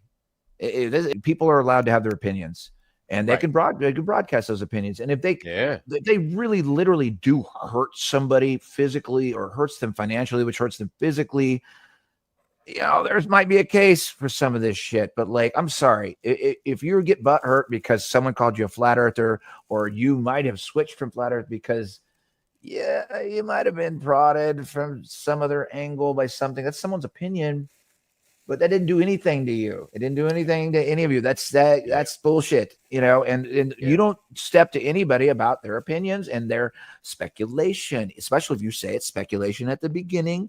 We are exploring topics. We are not claiming anything. Yeah. When you say that someone's claiming something in a letter, even though that's not what happened, then you have crossed over a boundary where you're trying to shut somebody's mouth. You're trying to put a staple over somebody's lips so they cannot produce words out of their mouth. And that's Orwellian, and it's fucked up. So they got the whole Antarctic Treaty, right? It says like nobody can go there. So I'm wondering, how did they even get to Antarctica? Because I'm wondering if you saw this video. I saw this video, and I could probably, if you haven't seen it, I can send it to you to your email. It was about these guys. They were on a fishing boat, and they were like sailing, I don't know, I guess like south somewhere towards Antarctica. Yeah. And like some big destroyer stopped them and told them they had to turn around. Yeah. So like, it's like some Swedish guys or some Norwegian guys or some shit. Yeah. So like, if you know, we see how that they're patrolling the waters, like how did they even get to Antarctica to do that final experiment? Like who even gave them the authorization to do that? Mm-hmm. Yes. Have I done things that absolutely have not been purist? You bet I have. I have said on many occasions, I go, look, I don't care if they strap me to a chair and throw pies at my face. If I get to say flat earth in the process, I'm doing it, because I'm a big believer that all press is good press. Yes, I know people, it's like, no, you should keep the integrity, and you know, no matter what. It's like, okay, but there's opportunities there to generate more metrics. Behind the Curve was such a great example, and I know people hate it, but I sat in the studio audiences like, do you know how many people we expose that to, and people I've gotten to talk to because that thing is around? It legit. I mean, I'm still talking to high schools on a monthly basis and universities because it's now required viewing for syllabuses. When I see any flat earth channel out there that's got an ungodly amount of subscribers, I'm automatically skeptical, just because of the way that I know how the choking and the censorship and the shadow banning goes. I've been going for 3 years. They've been choking the shit out of my channel. It don't do it to none of you guys. Even Jaron, to have the amount of subscribers that he has for a flat earth channel, for you to have that many, for all, dude, I'm skeptical. I'm like, wait a second, where's that come from? That's still an ungodly amount of subscribers, man. It's been 10 years. Yeah. Come on. I mean, Jaron. I'll average it out. I've been going 3.5 years, and I haven't broke 3,000 subscribers yet. Yet 90% of my comments say that I'm one of the most underrated shows on YouTube, and that I should have way more subscribers. And again, look at the 3 people. Again, I speculation, allegedly, editorial, blah blah blah. Because as you guys know, I mean, that document. By the way, I will send that letter to anybody. It's absolutely real. It is not fake. They, you know, again, my former co-host thinking of suing me a month later because I'm telling people that she's acting suspicious. Blows my mind. But the people that came back, like for example, Jaron's narrative, he's absolutely, I mean, he's trolling people way worse than Greg, for example. He is trolling people. I mean, the text, I don't know if you guys have seen his rants and some of the, I don't know if it's Instagram or whatever, but they're absolutely wicked. And Lisbeth has stepped away, but let's not forget, and I don't want to pick on it, but I have to mention, it's like Austin's not making content anymore. No one wants to talk about that. Remember, he was like the guy that went on debates and just hammered people on a regular basis and looked good doing it. And he's like, I will destroy you. I can think so much faster than you. He's not making content anymore. I'm not saying he's flipped by any stretch, but something's got him spooked. And I wasn't even. Well, I think a lot of people were getting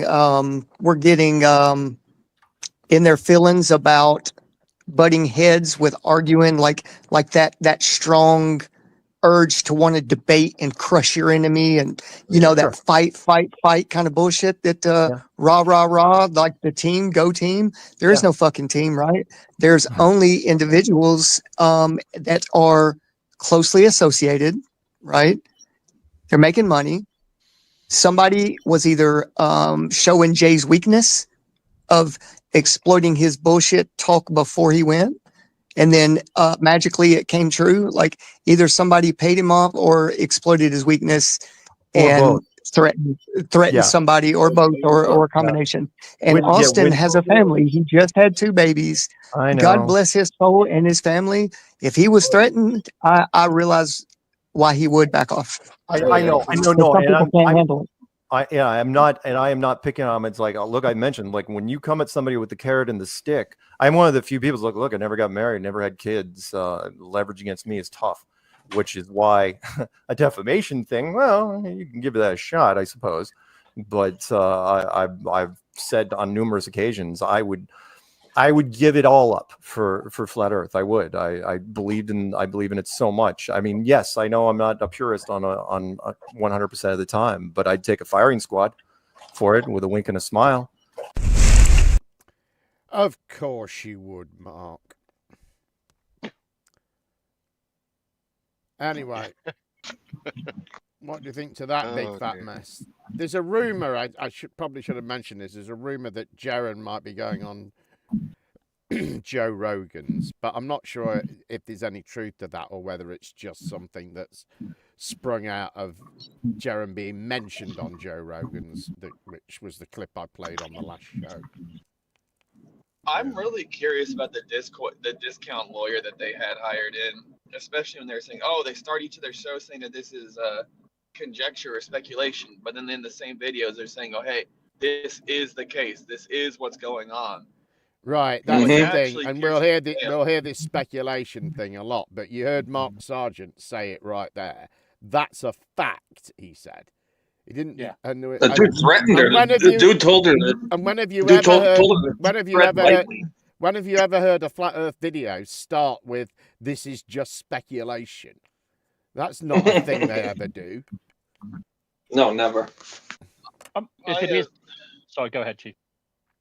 Oh, it's all good. The only time, and there's only a couple of flat earthers I ever hear, and that's only when they're pressed do they say, "Oh, this is just speculation," but they never say it outright that it's, "Oh, this is speculation." Yeah, they don't say it as a disclaimer at the start of their videos, do they? And here's the other Caught thing. that guy who said, I caught that guy saying that flat Earth was going to be the laughing stock of the internet, like it wasn't already the laughing stock of the internet. Right. I mean, he was talking about dude, well, I really need to. We need to get a countdown, like a death clock for the globe with that 3-year comment. That's fucking hilarious. Yeah. Yeah. I'd like to know. That was epic. Go ahead. No, go ahead. No, he keeps saying this is fact, but I mean, he hasn't presented any evidence of this fact, though, is he? So far, I mean, it just, to me, it's just all speculation. He says, Johnny, Robbie was this is fact. Robbie took this money from Logan Paul, but he hasn't presented anything, and whether he ever will present anything, I very much doubt it. But he's still saying it is fact. Right. I mean, if you're going to say it's fact, you say it's fact because of this, and this is what I've got. Well, he kind But of he said hasn't that, though, didn't he? Because he said, only I did the research on it and could research that deep, and he sort of conflated that into something else, really, Yeah, well, what is this research? I'd like to know what this research that he found, deep on the internet. And you heard Larry do it as well, where he said, "Oh, it's a matter of public record. All that Will Duffy stuff, and it's on the SEC website, which it is for Will Duffy. But all of this other Robbie Davidson and all this, and Patricia Steere and all this other stuff, that's not on there.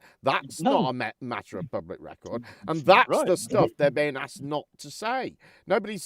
Will Duffy didn't get a mention in that thing. Nothing that was being said about him is being questioned. It's the stuff they were saying about Robbie Davidson and Patricia Steere and Paul on the Plane and this whole Axiom deal. That's right. Yeah. But anyway, Karen B had some thoughts on. Karen B had some thoughts on all of this, mostly opting for her usual "make the nasty man go away" strategy. Take a look.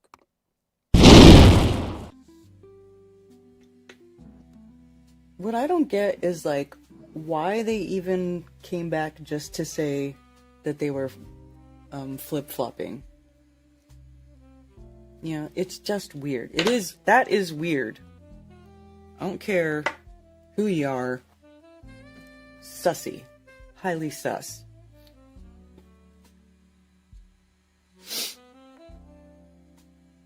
I would just leave. I've said this already before, why would you even...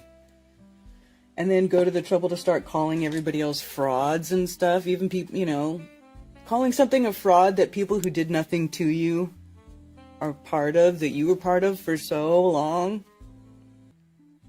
I don't understand how people go back to the sphere in space. I agree. I don't get it either. I'm gonna share Mark's cease and desist because he has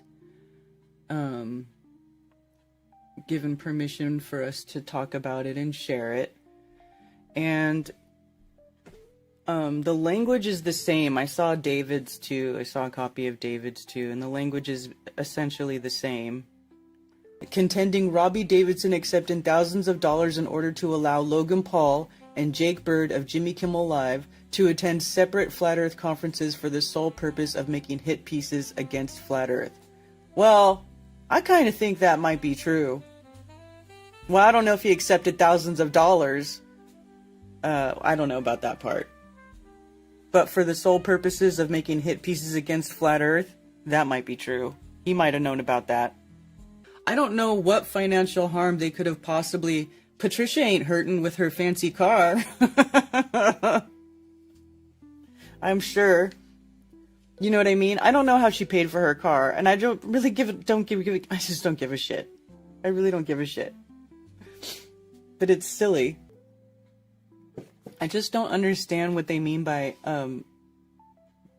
says, because there's no, well, it's not even saying that they have, that it's caused them financial loss or anything. It just says, significant harm to their reputation and professional standing. When I read this, I was like, what judge would not laugh when this came across their desk? Well, what a bunch of crybabies. I know. They'd have to prove damages, yeah. Reputation and professional standing, LOL. Exactly, Gregory. Exactly. You hurt my reputation and my professional standing in the Flat Earth community. The judges are gonna laugh. I think somebody would laugh.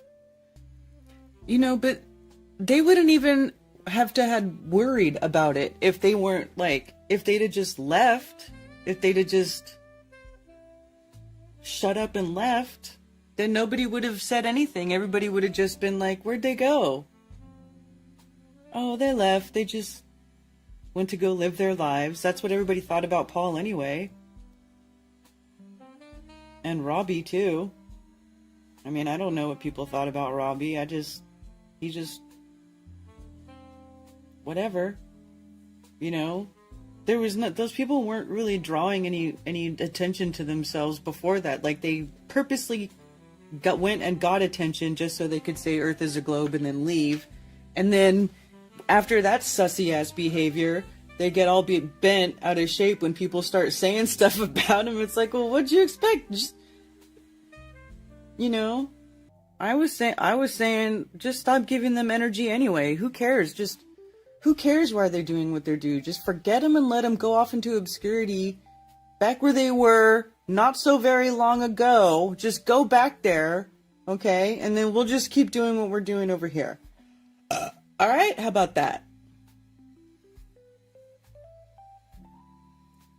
That's my opinion.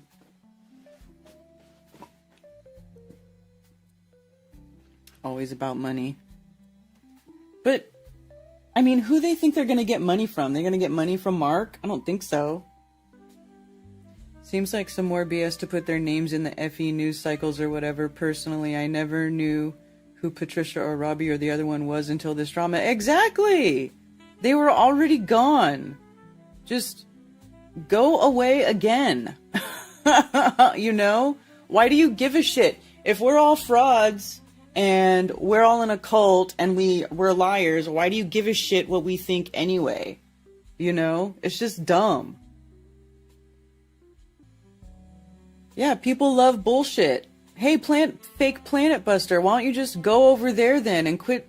Dude, I just don't want to see that stupid bullshit on my channel. I'm sorry, I just don't. Do you think I care?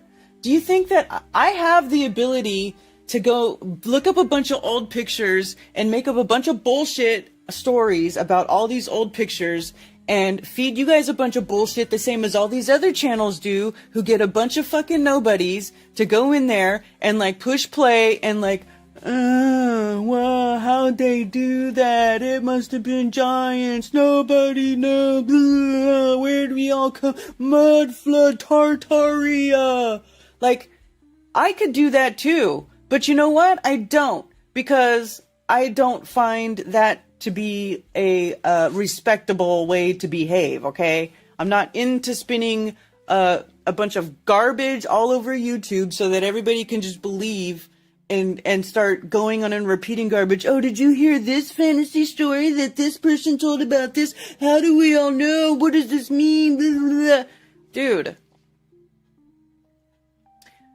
You know, it's fine to question things, but you guys are not real investigators. You guys just believe any stupid shit you see on YouTube that has been easily debunked.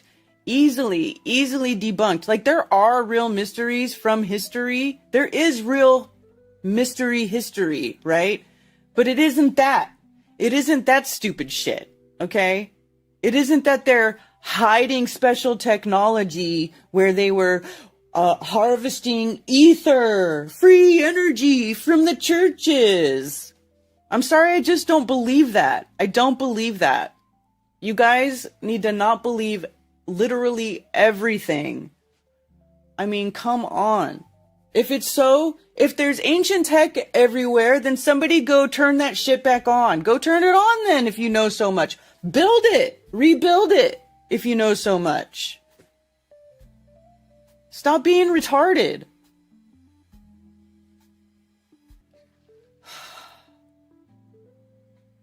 It's just ridiculous. It's really ridiculous. It's a joke. It's a joke. And then, you know, like, I go on other platforms, like, I'll go on X and stuff, and, you know, on X, maybe it's just what comes across my feed, but it's a joke. Flat Earth is a joke. People still think that you're an idiot if you say the Earth is flat. Like, we still get no respect. We get no respect. And maybe rightfully so. Maybe rightfully so, man. Because I see some ridiculous stuff being pushed by flat earthers and said by flat earthers that doesn't even, you know, just really ridiculous stuff. And it just makes me wonder, what is the point? So maybe it's better that he just flipped back to the globe. Now that I'm thinking about it, you guys, isn't it better that Jaren flipped back to the globe now, and he thinks, and he's shit talking us, and now he's on the globe side? Because he's got disgusting pictures of himself jerking off that he sends to chicks everywhere, like effing sex toys and stuff. Just disgusting videos. And then he flips. So maybe it's better. Maybe it's better that he fucked off back to the globe. You know what I'm saying? They can fucking have him. They could have him. Oh dear, what a poor, pathetic woman. Any thoughts, anyone? I was loving her background music. Oh God, it's just so annoying, isn't it? Oh, Fucking hate Lordy. All I can say is I feel. I bet her house. Just go on. I feel kind of dirty because I found myself agreeing with Karen B of all people about the Tartarian free energy stuff. I feel really dirty. Right, but she says all of that, but everything she said applies to flat Earth, doesn't it? And, Yeah, and absolutely. the stupid Absolutely. shit that she's come out with. Oh, this is Yeah. how the sun and moon work on a flat Earth, and just bullshit. All that bullshit. Yeah, it's just. I mean, it's just different bullshit, isn't it? It's still Right. bullshit. The great Gertrude Perkins says, "It gladdens my heart seeing the wheels fall off FE Conference's gravy train. Now they may have to get Yeah. real jobs." Yeah. Yeah. Yeah. Well, she's not doing them anymore, she said, isn't she? I believe. Is that right? Okay. I think there's one this year, but I believe it's in... I think it's in the Netherlands or something. All right. Good place to have No it. Vegas Flat Earth Conference? No, I believe there isn't. Dang. I bet her house just reeks of cigarettes and cat piss. Just looking at her. I don't think she smokes. I think that was probably some incense she's got burning. You know, I mean, she thinks the moon is a fucking crystal that gets energized and gives off light or something. Yeah, but she's not, but she may say those sort of things online, Jim. But she's not going to say, "People are Tartarians and ancient things." Yeah, she's going to say her own bollock shit. Right. The hypocrisy is quite astounding, isn't it? The lack is of ridiculous, isn't it? self-awareness. And It's she ridiculous. she has that, you know, when I say the make the nasty man go away, you know, the start of that. She's going, why couldn't they just go? Why can't they just, you know, they just don't want to hear that someone stopped believing it, do they? They want to be completely protected from the idea that there's aspects to this that are not believable, you know? Right. Yeah. Yeah, exactly. And she had that sort of weariness and said, why'd they have to come back to leave? Well, they didn't. Patricia Steere, you could probably say that about, but I don't think that was intentional. But the others just announced they were leaving. So when the thing she's complaining about is the fact that they announced to a community of, you know, some hundreds or maybe thousands of people that knew them and liked their content. They announced to them that they changed their position. And she's objecting to the fact that they did that. She thinks they should have just not done that and just, you know, drifted off quietly and said nothing. On away. Yeah. Yeah. Now, of course, when you are facing a legal challenge of this nature, your best approach is to retain a lawyer. And thankfully, and perhaps surprisingly, it turns out that Flat Earth is full of lawyers and all manner of legal experts. Here are a few of them, including Flatzoid, Sovereign Soul Unused Mind, and of course, Sleeping Warrior. And to me, it doesn't really seem legit because I told Michael some of the things they said was already, they had a biased, unjudicial placement. They already, let's put it this way, they made Mark already seem guilty. That's not how lawyers work. You don't already accuse someone of being guilty without it going through a process through law. What is it they're asking him to stop? Cease and desist. Apparently, he is causing harmful damage to the three individuals, his clients. claiming that it's causing them financial harm, and he is lying and slandering them. And he gave specific details. But I'm going to send you the paper. I've got the lawyer's papers by me. And I you just can want to know look what through it it. is that he's supposed to stop. Stop what? He has to take all his content about them off on his channel as well. Oh, I see what they're doing. Yeah. That's what I'm saying. This isn't legal, because you as a lawyer, you know, the lawyers are not allowed to have already based you as guilty when they send you a letter. Let me clarify something though. When it comes to defamation and slander cases, the burden of proof is the opposite way around in England. Exactly. That's what I'm saying. And when I looked up this lawyer specifically, he's got no experience in handling cases like this.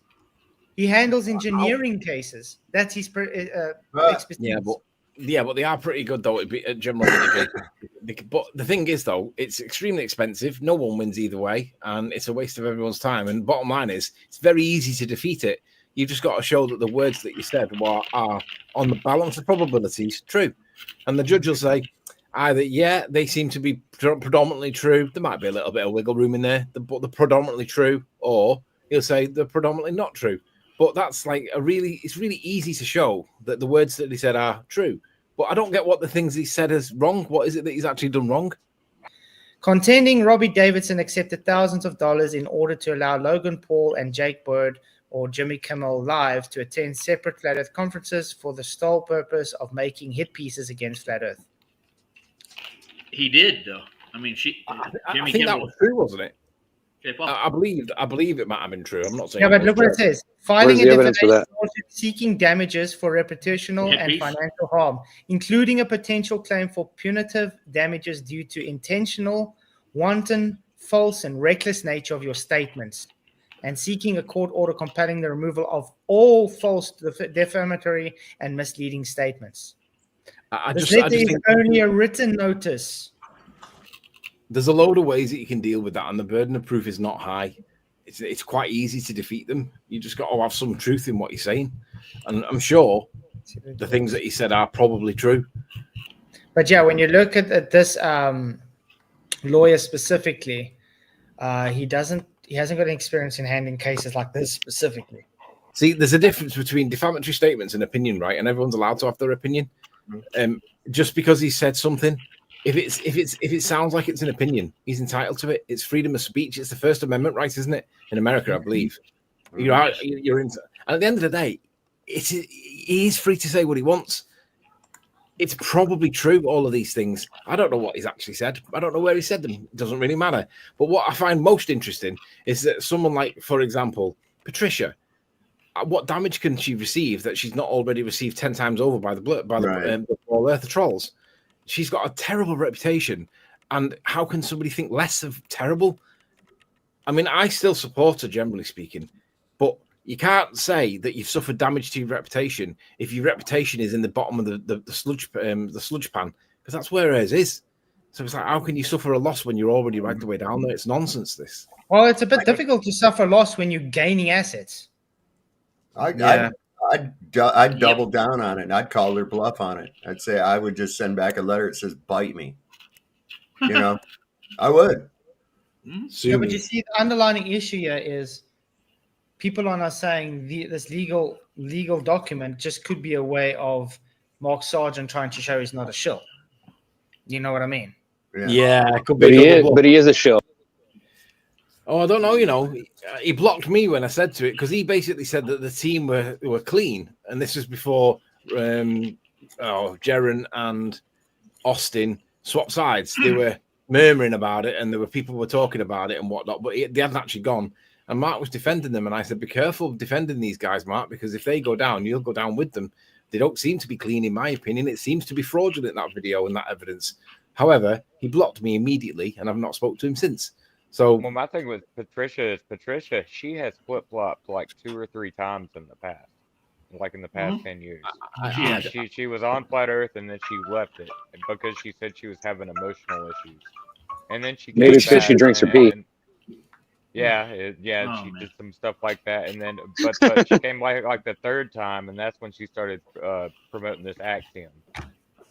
So, I mean, for anyone to even think that they could trust her when she came back this third time, Let me ask you this, guys. This is the tactic that somebody that was on the dishonest side of this topic would actually do. Now, I'm not saying this letter's fake or not. Let's assume that it's real for a minute.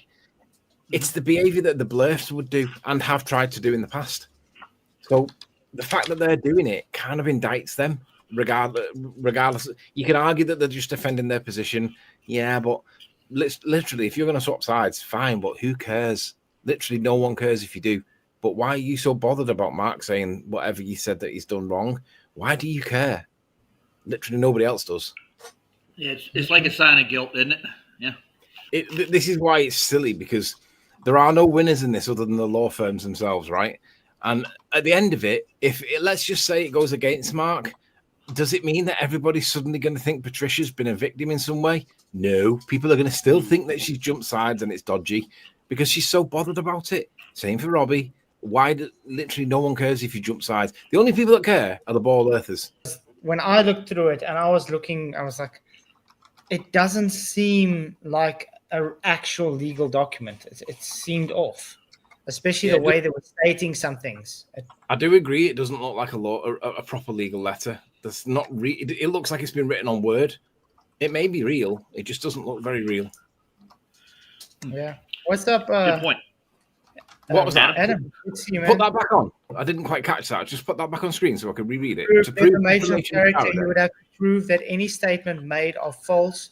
So let's see those bank accounts. No, it's the other way around. In England, it's the other way around. They have would to prove it. Mark would have to prove that it was fundamentally true in England. It might not be like that in America, but that's No, how it it's is like here. that everywhere. It actually goes both ways, because if you're making a claim, you have to back it up with receipts. Just like they would be having to make a claim that it is tarnishing their reputation and all that, they would have to make a claim and show that. So it goes both ways, actually. Well, it's assumed to be true. When you make the statement, when they say, oh, well, Mark's done this, that, and the other, the this, that, and the other is assumed to be true unless it can be demonstrated that it's not true. So the assumption is that Mark's lying before he gets to speak, right? Then Mark speaks. That's why I said that's not actually how a lawyer's letter works, because they've already assumed judgment on the case. In my mind, Tony, this is what I want to ask you. If you issue a cease and desist letter and say the only way we can move forward is if you fully comply with everything I say, and the only way we'll continue amicably is if you do as I've just said, if you take that to a court, that's not you trying to resolve it beforehand, is it? No, that's a threat. Yeah. It's a threat. Yeah, it's a threat. It's blackmail. It's borderline blackmail. That's what I'm saying. It's borderline blackmail. That's why it says in capital letters, therefore, my clients demand in big letters that you immediately cease and desist. Do this, do that, do the other. And if you don't do that, it says, if you fail to comply with this demand within 7 days of receiving this letter, my clients will have no choice. But it doesn't say to take you to court. It says, but to consider all available legal remedies, which might well be to do absolutely nothing. No, it's that just is a in the window, isn't it? It just could be a bag of. It could just be a bag of air. Nothing. They got nothing. They're just trying to scare. That last bit that Tony just said, that is exactly what it is, Flats. If that's how it finishes, then it is a bag of air, you say. There's nothing legal behind it other than somebody who's butthurt and saying, I'm going to do this to you if you don't do this. Okay, take me to court then, right? Because you're happy to say, well, what loss of earnings have you incurred, Patricia Steere, as you flip-flop from flat to globe? And you were held in indictment. If you want to have that day in court, I think somebody like Mark Sargent would relish it. It would be a fantastic PR stunt. It'd be something for us flat earthers to crowdfund if Mark got took, yeah? Have that day in court.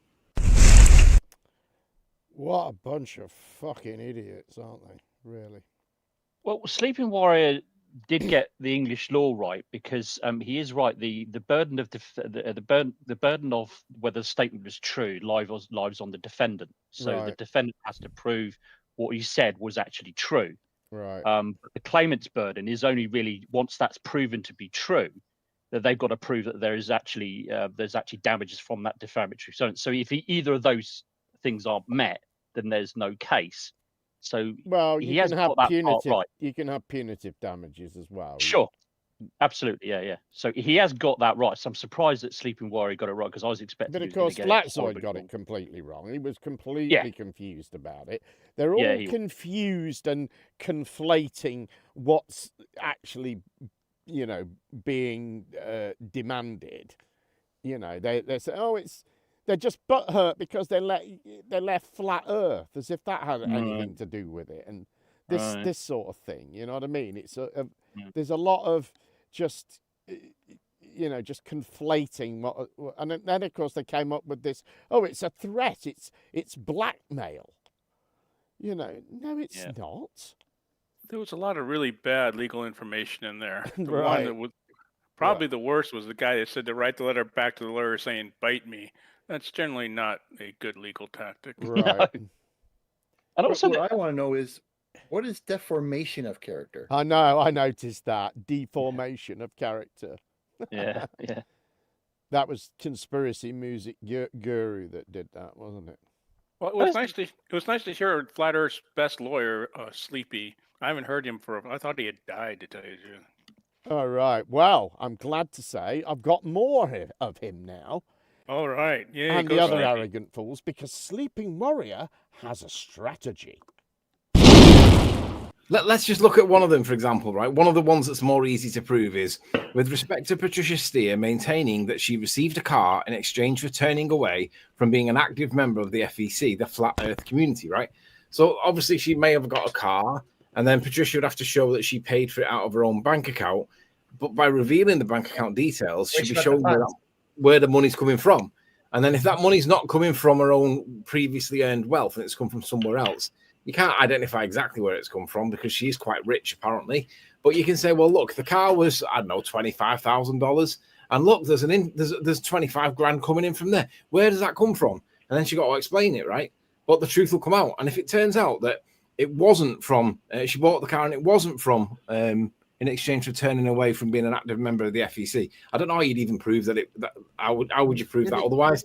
Tony, you don't have to, do you? That's why I'm saying crowdfunding, right? Have your day in court. If you end up losing, how much losses could she have incurred? It's going to be very small. How much does she earn from her internet reputation as a flat earther stroke? She hardly got anything. But point being, if they want to go to court, then all of the data that Tony's talking about would have to come to the court, wouldn't it? Yeah, it And would be do, yeah. publicly available. So why not? No, not the evidence wouldn't be publicly available. It'd be shown publicly in court, but it wouldn't be publicly available. Yeah, you wouldn't see the actual evidence.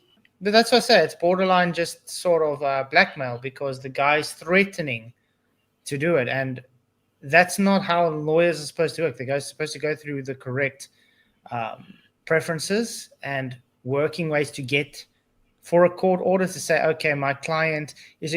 Let's put it this way. If he really wanted to do it based on the law, he wouldn't have done it in a threat. He would have just said, it has come to our attention that this and this. Would you kindly assist us in defaming, in supposedly doing it? Remember, because it's not proven. So he has to say supposedly. He's not allowed to say it as is, you are doing this, because that alone already makes him not professional, because lawyers are supposed to be professional. Cease and desist can be used in both ways. What I mean is that if you send... Yeah, but a cease and desist is also based on court order, not on just the lawyer's letter alone. That already makes it not legal. That's the point I was making earlier. If you put that in, and that's the mitigation, Your Honor, we didn't want to come to court and waste your time. Yeah. We tried to resolve this before involving you. But and this is why I say the last part of the letter to Mark is to say this is our one and only attempt to be amicable. At that point, if you're going to use the cease and desist request, you can't then say, do as I say, or we won't talk to you amicably, and then use it as favorance to the court to say we tried. There's a contradiction there, and like I say, it just shows bullying. The first point is bullying with what a cease and desist request is. as opposed to a court order. The second point is to say, either deal with this or we'll never deal with you again. If I'm the judge here, I'm saying, well, you've been unreasonable, Patricia Steere's lawyer. I have to say also the biggest thing you'd have to do initially is to take it out of the realm of commercial court and take it into common law. Okay? Because they'll try to railroad you into this commercial court bullshit. You have to have it into the common law courts. Because then they would have to actually prove that as a result of anything you said or did affected their amount of money that they made or anything else like that, that they actually have to show proof of that shit. So who are the real victims in this case? Like, at the moment, it seems like Mark is more the victim. They're trying to play a bully game. yeah. He doesn't receive anything for this at all. He's not going to get, it may be press. We'll get PR out of it. Flat Earth will get like, oh, they got to do it in a court case, you know. But yeah, I think there's more evidence for Mark's case than there is for Steere and them. So there isn't a case, is there, right now? What you've got is people that have changed their position in the flat Earth community that for some reason, when they're held to the same level of scrutiny and indictment by somebody they once called their friends, they've decided to try and wave a legal threat at Mark. Yeah. Now, that's all that's happened so far. That to me, is, like I say, I would have some fun with that because I think this is the point where if you want to engage legally, well, let's spend some of your money, yeah, and let's engage because you've wrote to me first. So now we're going to engage, yeah. But fundamentally, what does that tell you about their position? That it's very weak because they've had to engage lawyers instead of just using the strength of their argument. It falls right into what makes it different now? Right. Hey, DJ Because Moon. it's true. Man. That's why they want to shut you up when you're right. That's what Yeah, that's just like the Wikipedia stickers. It's just like the Wikipedia stickers and the fact checks. That's how you know some shit is true. It's pathetic intimidation, but what it's worthy of recognizing is that it's nothing legal whatsoever in it. Yeah, it's just a coward's way of trying to make something go away. What's weird is like when I got taught how to do those, we call them letter before actions or letter before claims. I got told that when you're writing one of them out, not only do you say that if you do not do this, we will do that. You're not saying that we might do this. You're saying that we will do that. Not only do you say it in those terms, you then do it. It's not a threat. You do it because it's basically an offer for them to behave. And but the problem is, if you say that you're going to do it and then don't do it, then you kind of discredit yourself straight away. But that's why they use weasel words to weasel out of it, because they don't want to be bound by the words. They want to say, well, we only said we'd consider it, so they can back out of it without with keeping face. Yeah. So it's like the way it's worded is not the way that we were taught to do it in school, to be honest with you. Do you know what the other thing is, right? Let's just say that Mark got the second part of that Mercedes point wrong. Let's just say the first part was right. She did get a Mercedes. That's probably true. But the second part were wrong. Okay, so it wasn't paid for by somebody else for some other reason, right? And Mark, you were wrong. So let's say that's how it was.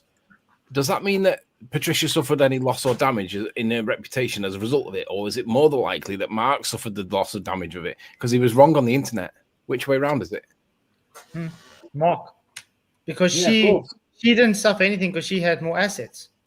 She gained assets. You don't gain assets and lose credible. You lose what they're claiming. Because if you are losing funds or whatever, it's like they're trying to say, she's getting financially hurt, then how are you gaining assets? But I think this is showing very clearly that anybody that goes to the globe will try and attack Flat Earth in any way possible they can. Well, they don't have much of a case on their side, do they? What flat? But they do not care about Flat Earth because Flat Earth is finished. Yeah, that's what I'm trying to say. They think we're just a joke, and it doesn't matter to them. Yet you get these Globers that are attempting to take people to court Yes. for calling them names or something. Like, oh, Yeah, it is very ceremonial, and it relies on word magic. You look at it; it's all about the dead corporation. All rise, only the dead rise. Yeah. Somebody just pointed that out in the chat as well. Yeah. You get a summons. You are summoned to court like a spirit. You see, Yep. and that just shows that it's actually it's a case against your fictional corporate entity. Corporation, yes. And you are And considered many as a, times it's like, okay, well, here you go. Here's a certified copy of my birth certificate. Have fun. There you go. and you are considered That's who as, your as a, case is against. That's what your case is against this piece of freaking paper. So Yeah. have at it. you are considered as a dead on sea and corporation, which exactly means corpse oration, which means dead body speaking. Dead body. You are considered dead on the sea because you have lost your placenta during birth and you never claim it back. So it means your mankind part of you, your manhood, has been lost at sea. That's why it's maritime water law. All of that is absolutely true, of course. It's Absolute maritime bollocks. law because you lost your placenta or some shit. I'm just wondering what But you just knew they were going to wheel out the soft sit shit, eventually. didn't you? You know. I mean, I wonder what they think a cease and desist letter is. They seem to think that somehow a cease and desist letter is a legal document. It's not. All it basically is just you saying stop it, please. I mean, you can write a cease and desist letter yourself. Right. It's not legally binding. It's basically just saying stop doing this or do this, otherwise I'm going to take you to court. And Flatzoid's saying, oh, if they haven't gone through legal process, they're assuming they're guilty. Well, that's what an accusation is, you dozy twat. I know, what an idiot. What do you think it is? He kept saying thinks, that oh, you over have and to- over, didn't he? He's Yeah, not you think- professional because he's assuming guilt and Yeah, just completely confused about it, wasn't he? He's totally confused. He really is. And all this stuff about commercial court and common law court. What the fuck is a common law court? How do you take it to the common law court? How does that work? It's a civil matter, period. I think it's the same in the States, the same in the UK. It's a civil matter, end of. There's no other criminal court that's going to deal with that because it's not a criminal matter. If they decide to just sue you, you have to turn up at the court that they're suing you through, right? You don't Yeah, get to I mean, pick a it- different court. Well, even with a civil matter, you're not legally obliged to actually turn up. It's just that if you don't turn up, you're not contesting it. Right, and So and therefore, the they're court gonna might they're not gonna rule in award your in favour. Yeah, exactly. Either the plaintiff or the defendant, depending on who turns up or doesn't turn up in that case. You know, A civil law court is a court where the flags don't have frills on them. That's bullshit. Yeah. Okay, where did we get to? Our last clip from Flatzoid's legal symposium now, and Sargent himself has joined to lap up some attention. There's three demands, right? One is you are not allowed to speculate on what we may or may not have been doing. Okay, sure. Two, any video that you have even hinting at sort of speculation needs to be pulled down immediately on all platforms. Okay, far that sounds reasonable. And three, and this is the kicker for me because this is Patricia all over the place. And again, my show is on April 1st. My show has nothing to do with April Fool's Day, which is going to be weird. But I mean, it's just Tuesday. It just happened to fall on April 1st. But you can see the letter was dated April 27th or something like that. The third one was the kicker, which is only Patricia would come up with this, which is, in addition, after you do those first two things, you make a full-blown retraction apology video and put it on your channel forever, in perpetuity, on all platforms. It's like, what? It's like perpetuity. a forced apology. It's like, does anyone even, is that even been done? One, you can't, how do you even qualify an apology? Two, leave it up on your channel forever. Come on, like a warning sign. It's like Mark's pride died here. No, this is absolute It's a bluff on multiple levels. I mean, yeah, she probably spent $1,000 to get the 3 people, and I don't know if you talked about the other 2 people involved. I'm not Yeah, going to Paul name. on the plane and Robertson. Yeah. No, but I mean, I wasn't the only one that received the letter. Oh, okay. I didn't know that though. Yeah, there's 2 other people. There's 2 other people involved, and if they're in chat, feel free to out yourselves. I'm not going to out you, but you can probably guess who they are. And what you're asking for here, think about this, the logistics of it, right? You're filing you're thinking of doing a defamation suit against 3 different people from 3 different people. It's like, okay, how does that start exactly? Because you're not going to do them simultaneously because you have the same witnesses. Uh-huh. And in addition, okay, so you're not going to do them simultaneously. Who do you start with, right? And I'm going to just beg them. It's like, pick me, pick me.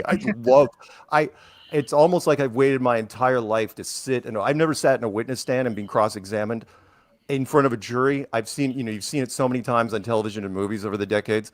And it's like, I would so love to do that because I know who I'm up against in this case. And it's like, you guys do not have the goods to even defamation, meaning I defamed them in some way. I took away from their status, their value.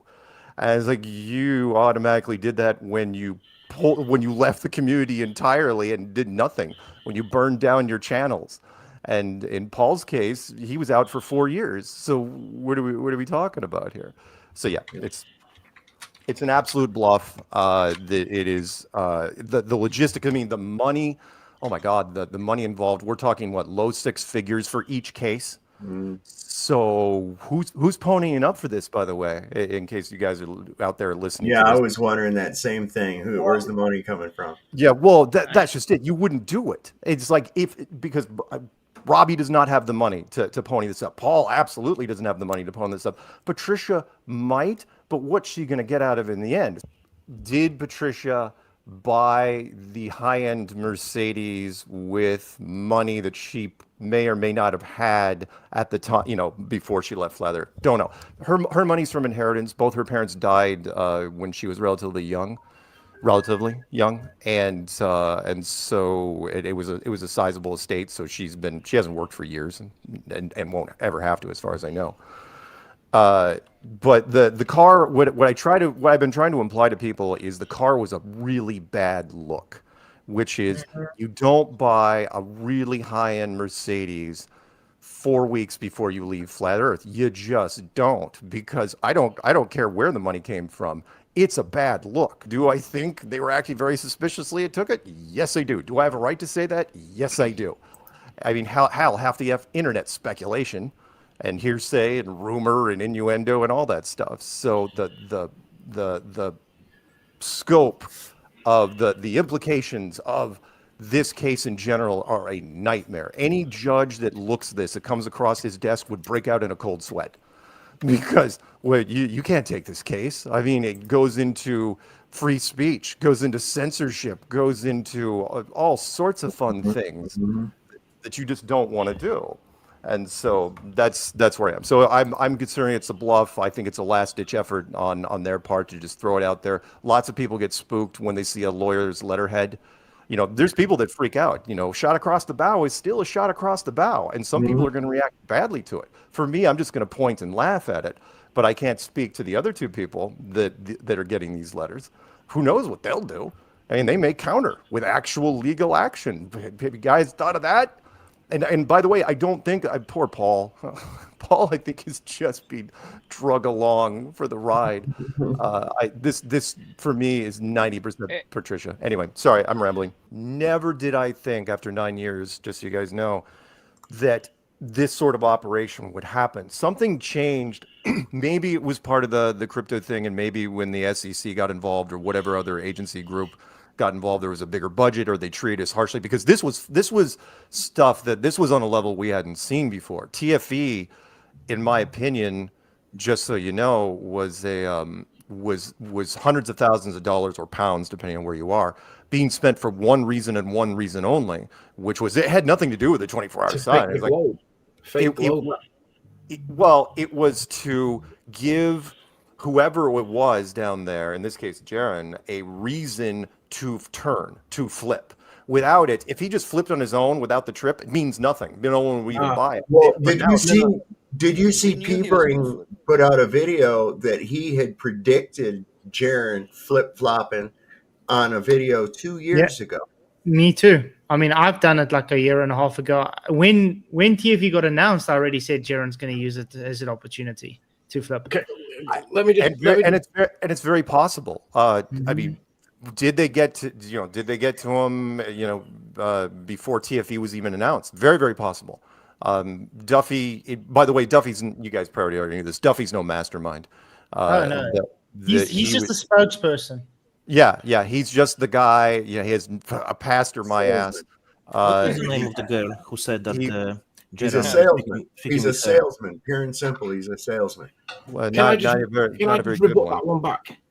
You said that the reason why that TFE happened was to give somebody a backdoor out or a way out. Right. It wasn't.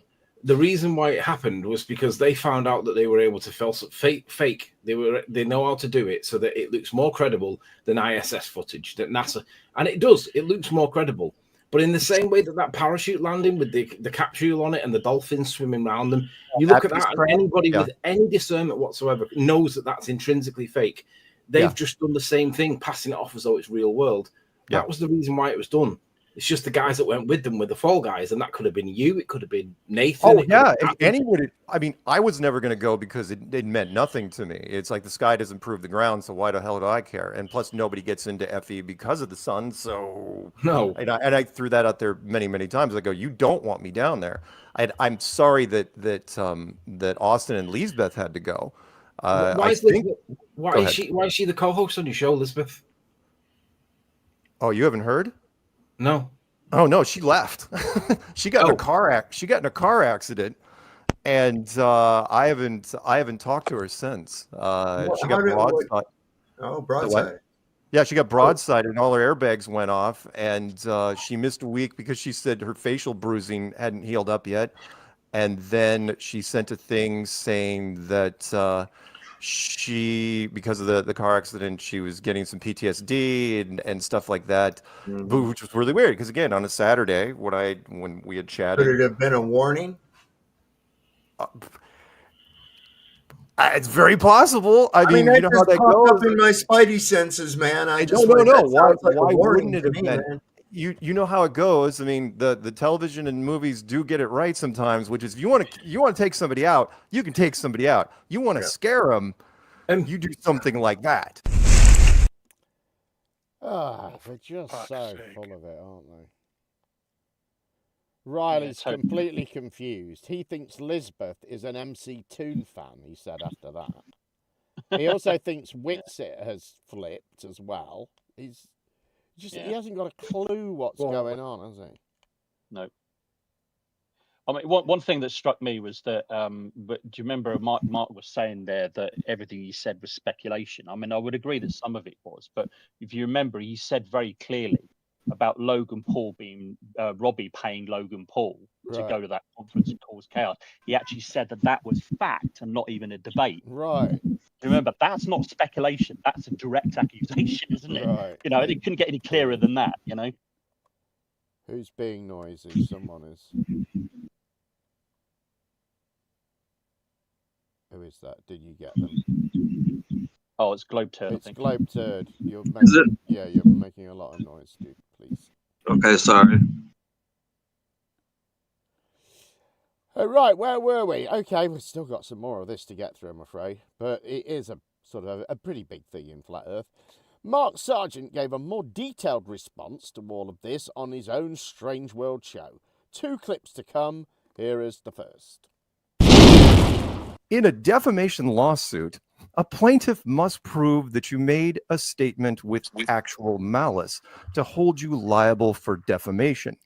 If a viable defense is available, you may be able to get a defamation lawsuit dismissed early in the proceedings or negotiate a favorable settlement. We'll get to that. This letter is here because over the last 10 years, no one especially in content creation, with the exception of maybe Tiger Dan, which we can't prove one way or the other because he's in England and nobody actually knew the guy. No content creator has ever left Flat Earth and gone to the other side, gone to the dark side, as it were. And sometime, and I've talked about this in interviews, and you guys can look it up.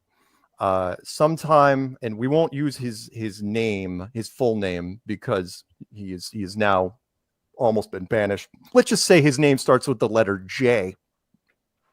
Went to Antarctica, and when he came back, started immediately cranking out videos pro globe, even though he specialized in going after space agencies, and the Antarctic sun has nothing to do with those space agencies or physics or the curvature of the Earth or really anything. And all it has to do is something with the sky, and nobody gets into Flat Earth because of the sun. I don't care what kind of sun it is. That's why I didn't go. I never considered going. Doesn't really matter.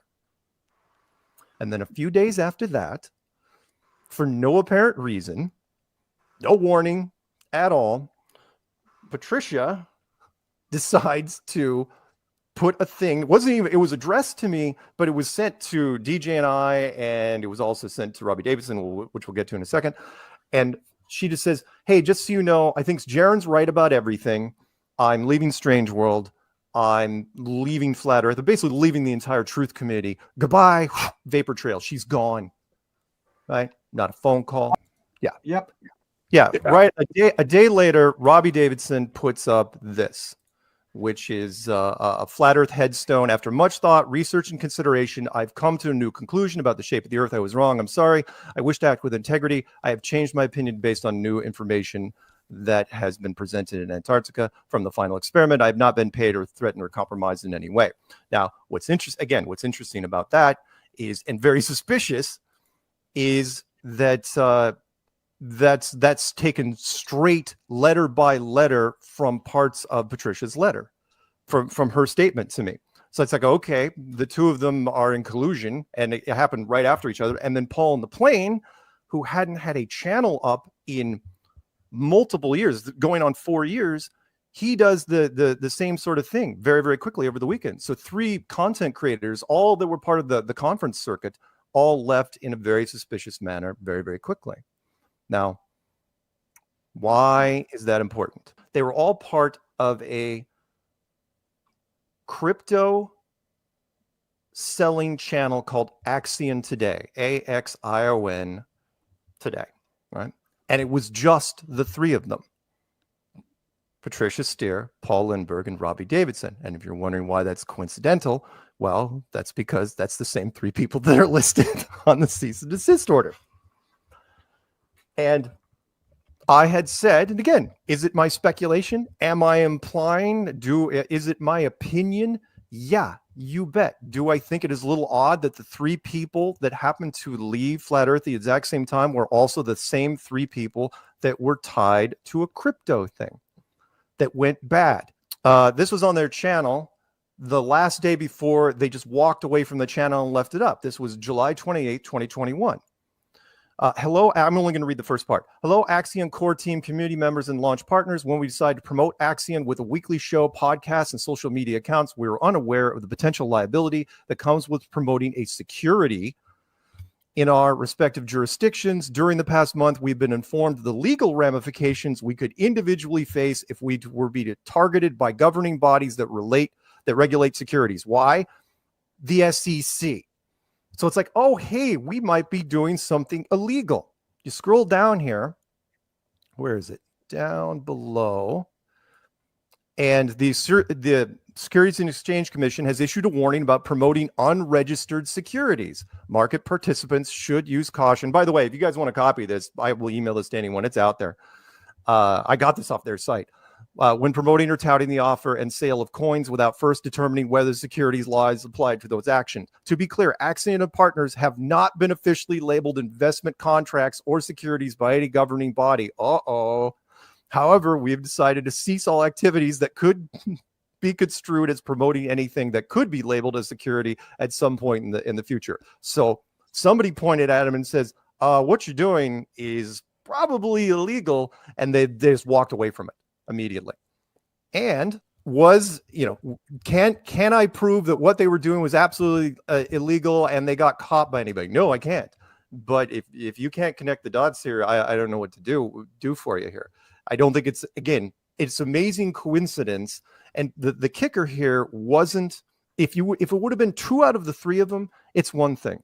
But the big one was Paul on the plane, which was Paul on the plane was so far gone. He was so far removed. And you gotta remember, all 3 of these people, and I talked about this in other shows, had walked away from the whole thing. They were gone, right? Patricia had shut down. She wasn't coming anywhere near us. And then 9 months ago, she jumped back onto Strange World with a vengeance and was with us, and then made all the way up to episode 500 and then ghosted us. Robbie Davidson, who was benched by the Flat Earth Committee, he was gone for multiple years because after the Dallas conference, we weren't going to let him do conferences anymore. And Paul was so far gone, he had to reinitialize his channel to remind people he was there in the first place. Remember, I joked with people, I said, Patricia had to get back in before she got back out, meaning she had to join Strange World, because if she had left the community, nobody would have given a crap. He's such a liar, isn't he? He's just such a liar. We benched Robbie Davidson and we weren't going to let him do conferences anymore. How are we going to stop him? How was that going to work? And he seemed very confused about that statement that they got about Axion. As I understood it, they were saying this, at the moment, this is nothing to do with the SEC because it's not considered a security. But it might be in the future, and then we could be in violation of something. And that's what I understood that to mean. But he seemed to think it was the big problem was that it wasn't considered a security. He went, uh-oh, didn't he? Just... Is it true that they were the only 3 that involved in this Axiom meme coin thing? Well, I mean, there's lots of other, I guess. I mean, they were the only flat earthers that were promoting it, I think. And there were more people involved. Yeah, they were actively promoting it. They did have a channel, and they made some little trailers and things, and they did like a weekly show talking about it and stuff. So it's bullshit him saying that they were the only 3 involved. No, I mean, it was publicly available. It wasn't their coin or anything like that. Oh, okay. I thought that's what you were getting at. No, it was okay. just something Robbie Davidson latched onto. He'd been into crypto for a while. He'd done some sort of tour of shopping malls of the USA with, I think you won a car if you bought Bitcoin or something. I don't really know why he was doing it, but he'd been into crypto for a while, and he latched onto this Axion, decided it was going to be a winner, and started promoting it basically. Right. I guess it was sort of trying to sort of fulfill his own prophecy in a way, that if he promoted it enough and got enough people to buy into it, then it would be a winner, Yeah. I mean, the whole thing now it's like they were saying in the previous clip, it's Mark Sargent's is the victim here now. And I mean, oh Jesus H Christ. Right. And because he was wrong on the internet. So right. He's had his reputation damaged more. I'm gonna be wrong on the internet loads about other people, and then sue them because I was wrong.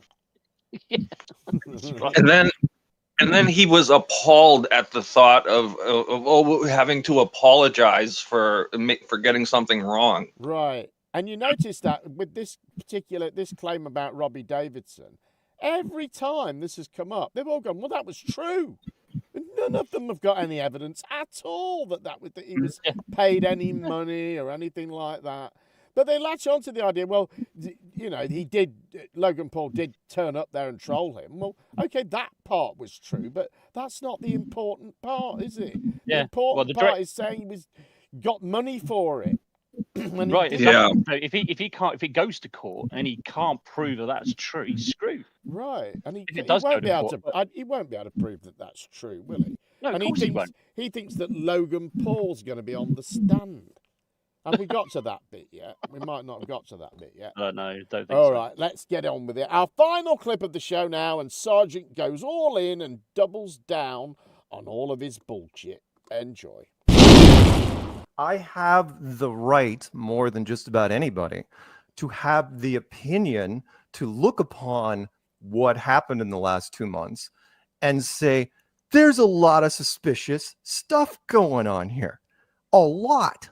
From multiple levels, to the point where even I started going into denial about this, where it's like, I couldn't believe what was happening. It's like, again, in the back channels, we joked about this for years. It's like, well, is anyone going to sell out? Is anyone going to, take the briefcase of money or whatever is, the carrot or the stick? And when it actually happened, even I couldn't believe it. I remember talking to you and I was just like, is this happening? Are we actually in the middle of this right now? Because the people that were involved it was beyond the pale. And, for Patricia to send the worst breakup letter ever, to where it's like, what breakup letter do you sign your full name? It's like, really? Not Patricia, not PS, not P, not Hearts. No. Patricia Steere. And Not a phone call.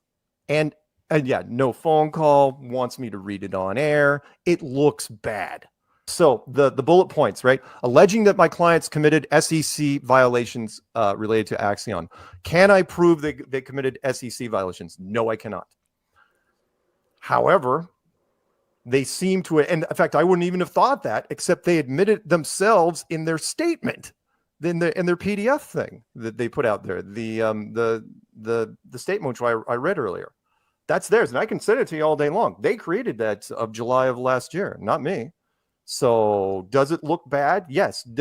Is it interesting that the 3 people that may or may not have been tied to an SEC violation are also the same people that left Flat Earth at the exact same time and then started promoting Globe stuff by going into Jaren's chat room and supporting him? Oh crap, I said his name. I'm not supposed to say his name. Jay's chat room. By the way, why were they in that chat room in the first place? Other bullet, but asserting that they lost large sums of money in Axion and were desperate for funds. Yes, sorry, guys.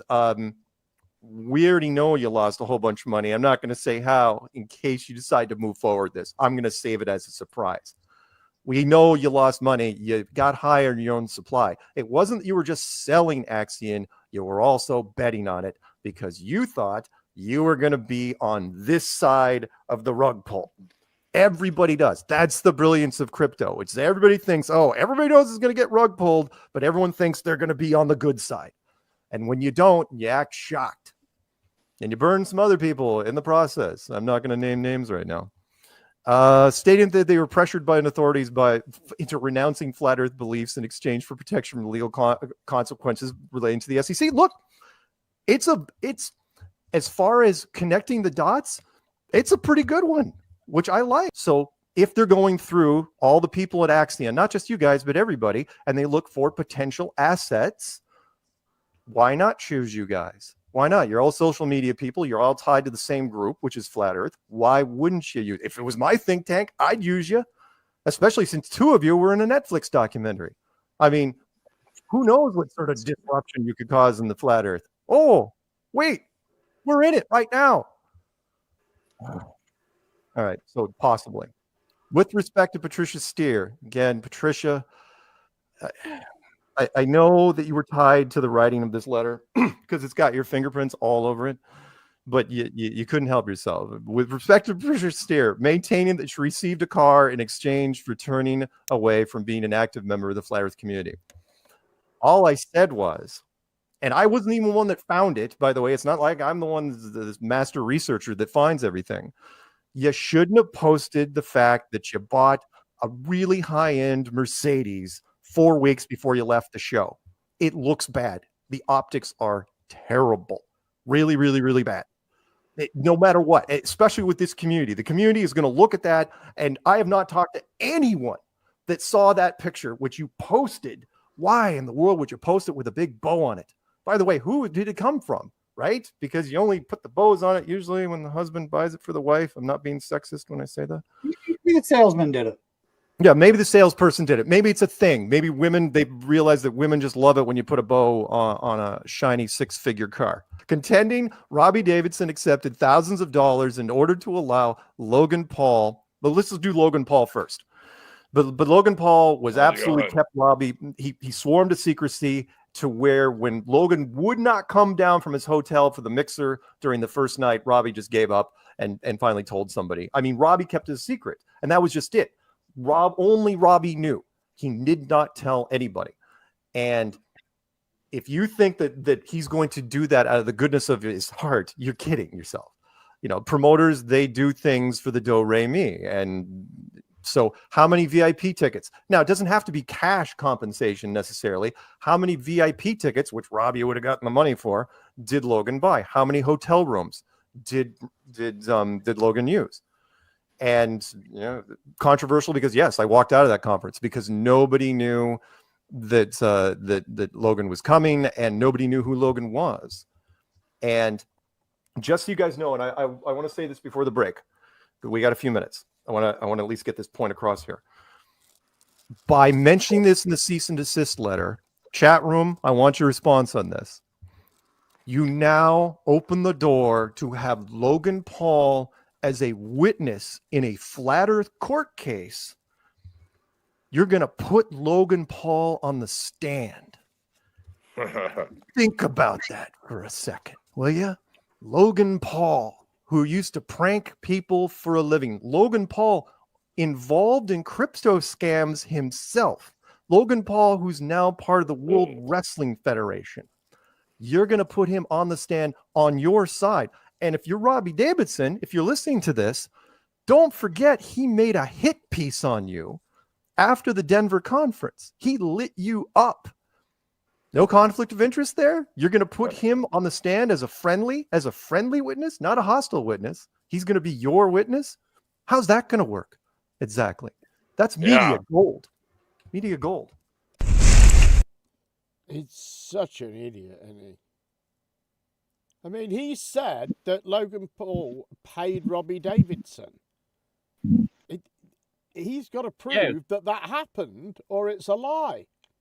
Yeah, it's fact, he said. It's fact. There's Logan no debate. Paul hasn't got to do anything. No. Just and also, I hate the fact that they paint it as this kind of like globe versus flat Earth, a legal wrangle. It's nothing to do with globe versus flat Earth. There's nothing to do with flat Earth at all. Yeah, It's the the globe will do anything. On somebody's character, right? Exactly. Like Flat Zoid said, this shows the globe will do anything to take us down, or this sort of just nonsense, isn't it? Just I mean, nothing's going to change regardless who wins this case. You know, let's say Mark Sargent wins the case. It's not going to prove anything. Likewise, if Patricia Steele and Robbie win the case, it's not going to prove anything. It's not going to alter the fate of flat Earth or globe or anything like that at all. Well, I doubt it'll go much further than this. Probably not. Yeah, probably not. Probably won't. I find it funny that Mark himself mentioned that she crashed her car, that she got in a car accident, and still is like, oh, she got a new car. Oh my God, she got a new car. It was Lisbeth who got in the car accident. It was Lisbeth. Okay, my bad. Replacement co-host. Ah. And apparently now she's got PTSD or something. I think she realised that he's a shyster and she doesn't want to be sat next to him, I think.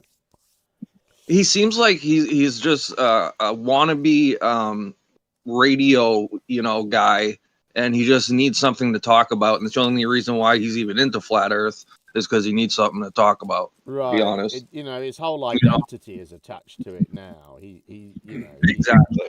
He would be nothing without it, wouldn't he? He'd just be some sad bloke in his late 40s or early 50s living with his mum. Anyway, that was me show. I hope you enjoyed it. Maybe we spent a bit too long on that legal stuff, but I thought it was fun. We'll be back in 2 weeks, as usual, at the usual time, which is 10 p.m. British summertime now. And hope to see you then. Thank you very much for being here. Thanks to everyone who super chatted the show. Thank you to everyone who's here in the Discord with me, making it happen. See you in 2 weeks. Have a good evening.